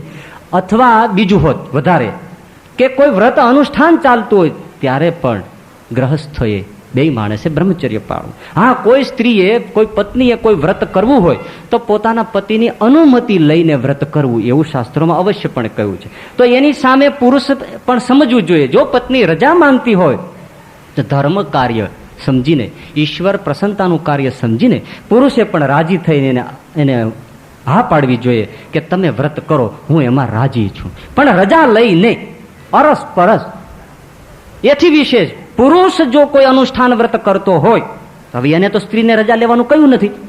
ના, એને પણ રજા લેવી કે હું આ વ્રતનું અનુષ્ઠાન કરવા માટે બેઠો છું, આ વ્રત કરું છું, આ વ્રત છે, આવું કંઈક વિધાન છે, તો આટલા દિવસો હું આવી રીતે રહેવા માંગુ છું. તો સ્ત્રીએ પણ રાજી ખુશીથી એમને સાથ આપો અને પછી એવી રીતે વર્તવું કે વ્રતના દિવસોમાં પુરુષનું મન પણ કોઈ રીતે ચલિત ન થાય, વિકારી ન થાય. જેવી રીતે માદરીના થોડાક એવા સહયોગથી પાંડુ મહારાજનું મન ચલિત થઈ ગયું અને પાંડુ મહારાજ મૃત્યુને ભેટી ગયા. તો એવા સંજોગોમાં સ્ત્રી છે એ બહુ દૂર રહે, પોતાના પતિને જાળવી લે. કારણ કે આ દોષ એવો પ્રબળ છે કે ગમે તેવું જાળવવા જાય તો સહેજ જોઈને માર્ગ મળી જાય છે. તો એટલો બધો તરલ છે કે માણસને પતન કરાવે છે. એટલા માટે આટલી વસ્તુઓ એમાં જાળવવાની જરૂર છે. હવે ત્રીજી વસ્તુ, ઋતાવૃત્તો, ઋતુકાળમાં સ્ત્રીનો સંગ કરવો, જે શ્રીજી મહારાજે લખ્યું. હવે એનો અર્થ ચોક્કસપણે તમામ ગ્રંથોમાં, શાસ્ત્રોમાં ઋષિઓ શું કહે છે કે પુત્રની એટલે કે સંતાનની ઈચ્છા હોય તો જ સંગ કરવો, બાકી નહીં. આ એનો સીધો સાદો ને સરળ અર્થ છે. પુત્રની, સંતાનની કામના હોય તો ઋતુકાળમાં પોતાની પત્ની સાથે સંસાર ભાવથી ભરાવો. પણ હવે આ અતિ કઠણ, લોઢાના ચણા ચાવવા જેવું, એટલે આપણે બહુ અપેક્ષા સમાજ પાસે રાખીએ એવું માની ન શકાય. પણ એનો અર્થ એવો પણ નથી કે માણસ બસ ભોગમાં જ લપટાઈ રહે, ગ્રહસ્થો મોટે ભાગે પણ એવું માનતા હોય છે કે અમારા માટે તમામ વસ્તુઓની છૂટી હોય છે. એવું નથી. જે કહ્યું ને એક નારી સદા બ્રહ્મચારી, અને બ્રહ્મચર્યની જરૂર ક્યાં પડે છે કે જેના જીવનમાં બ્રહ્મચર્ય નથી તો કોઈ દિવસ એ ભગવત સ્વરૂપના ધ્યાનને ઉપલબ્ધ નથી થઈ શકતો, એકાંતિકી ભક્તિને ઉપલબ્ધ નથી થઈ શકતો. એ નરસિંહે તો આપણે બધા કહીએ કે ગ્રહસ્થ હતા છતાંય આવો પુરુષ થઈ ગયો, પણ એને જઈને પૂછો કે માણેક મેતી પ્રત્યે તારો ભાવ શું હતો, એ એના ખોળામાં સૂઈ જાય બાળકની જેવો આટલો નિર્દોષ નરસિંહ મહેતો હોય. એટલે ગ્રહસ્થ પુરુષો પણ જ્યાં સુધી બ્રહ્મચર્ય ભાવનાથી ન ભરાય ત્યાં સુધી ભગવત તત્વની પ્રાપ્તિ થતી નથી. તો ઋતુકાળે પુત્ર ઝંખનાથી, સંતાન ઝંખનાથી સંગ થાય એ ગ્રહસ્થ બ્રહ્મચારી છે. પણ ન થાય સમજ્યા. પણ સમજવાનું હવે એવું છે કે એ ગ્રહસ્થાશ્રમમાં એમણે આ ગ્રહસ્થાશ્રમ શા માટે છે એ સમજી લેવું જોઈએ. વૈરાગ્યની સાધના કરવા માટે જ છે. હવે તમે ભોગનો ધીમે ધીમે સંકોચ કરતા જાઓ, ધીમે ધીમે. એટલા માટે આપણે ત્યાં 4 આશ્રમોની જે વ્યવસ્થા છે, બ્રહ્મચર્યાશ્રમ, ગ્રહસ્થાશ્રમ, વાનપ્રસ્થાશ્રમ અને સંન્યાસાશ્રમ. પેલા લોકો તો વાનપ્રસ્થ થતો એટલે નિવૃત્ત થતા, જંગલમાં ચાલ્યા જતા. 51 એટલે વનમાં, 52 વનમાં, 53 મૌન રહી જાય આંકડા, 54 મૌન રહી જાય, 55 પાછું એને યાદ કરે તું હવે વનમાં જવા થયો છો, 55 ન જાય તો પછી 56 વળી મૌન થઈ જાય, 56, 57 પાછો 58 નો આંકડો બોલે, હવે તું હજી નીકળી જા, હવે બહુ મોહ ન રાખ, 58 ત્યારે ન નીકળે પછી આંકડા બોલી બદલે 59, તું 60 છો, હજી છૂટતો નથી, અને છેવટે પછી 60 થઈ જાય. અને ત્યારે જ કહેવાયું છે, આમ નથી કહેવાયું, આ સંદર્ભમાં કહેવાયું છે કે 60 બુદ્ધિ નાઠે. બાકી આજે તો છોકરાઓ યુવાનીઓ પોતાના બાપને પેલી રીતે કહે છે 60 બુદ્ધિ નાઠે. 60 વર્ષે જે નીકળી નહોતો જાતો એની પછી અક્કલ નાઠી એમ કહેવામાં આવતું હતું, ત્યાં સુધી નીકળી જવાતું. તો એ વાનપ્રસ્થાશ્રમ. અને પછી આવે સંન્યાસાશ્રમ. તો હવે તો એ જંગલમાં જતા, પછી ઋષિ જીવન ગાળતા, સંન્યાસી થઈ જતા, એ આજે તો બની ન શકે. પણ ઘરમાં 4 આશ્રમો જીવવા એને શાસ્ત્રોમાં બ્રહ્મચારી કયો છે. ગ્રસ્ત થયા, હવે ધીમે ધીમે સંકોચ થતા થતા વાનપ્રસ્થ, અને પછી ધીમે ધીમે બિલકુલ સંન્યાસ અવસ્થામાં આવી જવું. હા, શ્રીજી મહારાજનો એક પ્રસાદીનો કાગળ છે, એમાં શ્રીજી મહારાજે બહુ વિવેક શીખ્યો છે, અને એ કાગળ માધવપ્રી સ્વામી પાસે પણ છે. શ્રીજી મહારાજે એમાં ચોખ્ખું લખ્યું છે કે અમારા આશ્રિત એવા ગ્રહસ્થ પુરુષોએ બ્રહ્મચર્યનું વ્રત લેવું હોય તો પોતાની પત્ની રાજી હોય તો લેવું. જો રાજી ન હોય તોની વાત છે, પણ પોતાની પત્નીની સંમતિ, પણ પોતાની પત્નીને જ્ઞાન આપવું એ પણ જવાબદારી પુરુષની છે. કારણ કે પુરુષ છે એ પત્નીનો ગુરુ પદે તરીકે પણ સ્વીકૃત થયેલો છે. જ્યારે કોઈ સાધુ સંતો એને કંઠી નથી પહેરાવી શકતા ત્યારે પુરુષ છે એ પોતે પ્રસાદી કંઠી કરીને સ્ત્રીના ગળામાં અર્પિત કરે, એ એનો ગુરુ પણ છે, આવું મનાય છે, એને જ્ઞાનદાતા પણ છે. એટલા માટે પેલા આપણે શું જોવાતું કે લગ્ન કરો છો તો બંનેનું જરા સમાનતા ખોળવા કરતા ઉપર પુરુષ રહેતો, એટલે એનામાં જ્ઞાન વધારે હોય, બુદ્ધિ વધારે હોય, વિવેક વધારે હોય, એને પતિ તરીકે ચૂંટવામાં આવતો. હવે આજે તો એ બન્યું નહીં, કારણ કે ઘણી વાર તો હાવ ડોબો હોય, ડબલું ખાલી હોય, એટલે શું એક જ રાખ્યું. હવે એટલું કરો, ઉંમરમાં ફેર રાખો, ઓલો 2 વર્ષ મોટો ને આ 2 વર્ષ નાના, એટલે ઘરમાં હખી હાલે. બાકી આ વસ્તુ નીકળી ગઈ. નહીતર ગુરુ પદ જેવું એનું પદ છે, એને સમજાવે. તો દ્રઢપણે બ્રહ્મચર્ય આશ્રમ જેવી સ્થાપના થવા માટે વાનપ્રસ્થિત થઈ અને સંન્યાસી થવા જેવું, અને સંકોચ કરતો જાય ત્યારે જ એના જીવનમાં સાચી કંઈક ભક્તિ આવે અને એ તરી શકે, નહીતર તરે નહીં. સુરા ખાચરને જે દિવસે જસદણના વાસ્તુ ખાચરે રાત્રિના નીરવ સમયમાં એના ઉતારાના એકાંત ઓરડામાં જ્યારે એક નફટ મહિલાને મોકલી અને અડપલા થયા ત્યારે દરબારે જે તલવાર ખેંચી અને મહિલાને કાઢી મૂકી અને મારતે ઘોડે રાતોરાત નીકળી ગયા. વાત્સુર ખાચર જોઈ રહ્યો કે વાહ, સ્વામિનારાયણના સત્સંગી કેવું પડે. અને શ્રીજી મહારાજ એટલા ખુશ થઈ ગયા કે ત્યારથી સુરા ખાચરને જતીનું બિરુદ મળી ગયું કે અમારો સુરા ખાચર હનુમાન જતી છે. પણ એને ચાલતા ચાલતા અને શ્રીજીની કૃપા, સંન્યાસીનો ભેખ ધરાવ્યા સાધુઓના, ત્યારથી બધા જે 18ની પરમહંસની મંડળી હતી ને એ લોકોએ સંસાર પૂરો કરી નાખ્યો. બસ અમને મહારાજે અમને સાધુ બનાવી દીધા, એટલે હવે અમે ભલે સંસારમાં રહીએ પણ અમે છીએ તો બધા સાધુ સંતો.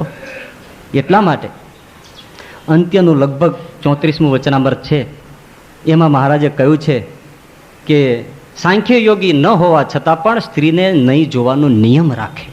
આ જે વ્રતો આપ્યા છે એ શ્રીજી મહારાજની બહુ ઝીણી દ્રષ્ટિ છે અને એ પ્રમાણે જે ચાલતો જાય છે એ અંતે ગ્રહસ્થ હોવા છતાં પણ બ્રહ્મચારી છે. અને આગળ જણાવ્યા એટલા કારણો અને જે શ્રીજી મહારાજે મર્યાદા બતાવી છે તે એનું જે જતન કરશે એ આ ચોથું વર્તમાન પાળી શકશે. વ્યભિચાર ન કરવો. આવતીકાલે આપણે છેલ્લું વર્તમાન લઈશું. અહીંયા વાત પૂરી કરીએ છીએ. સહજાનંદ સ્વામી મહારાજ.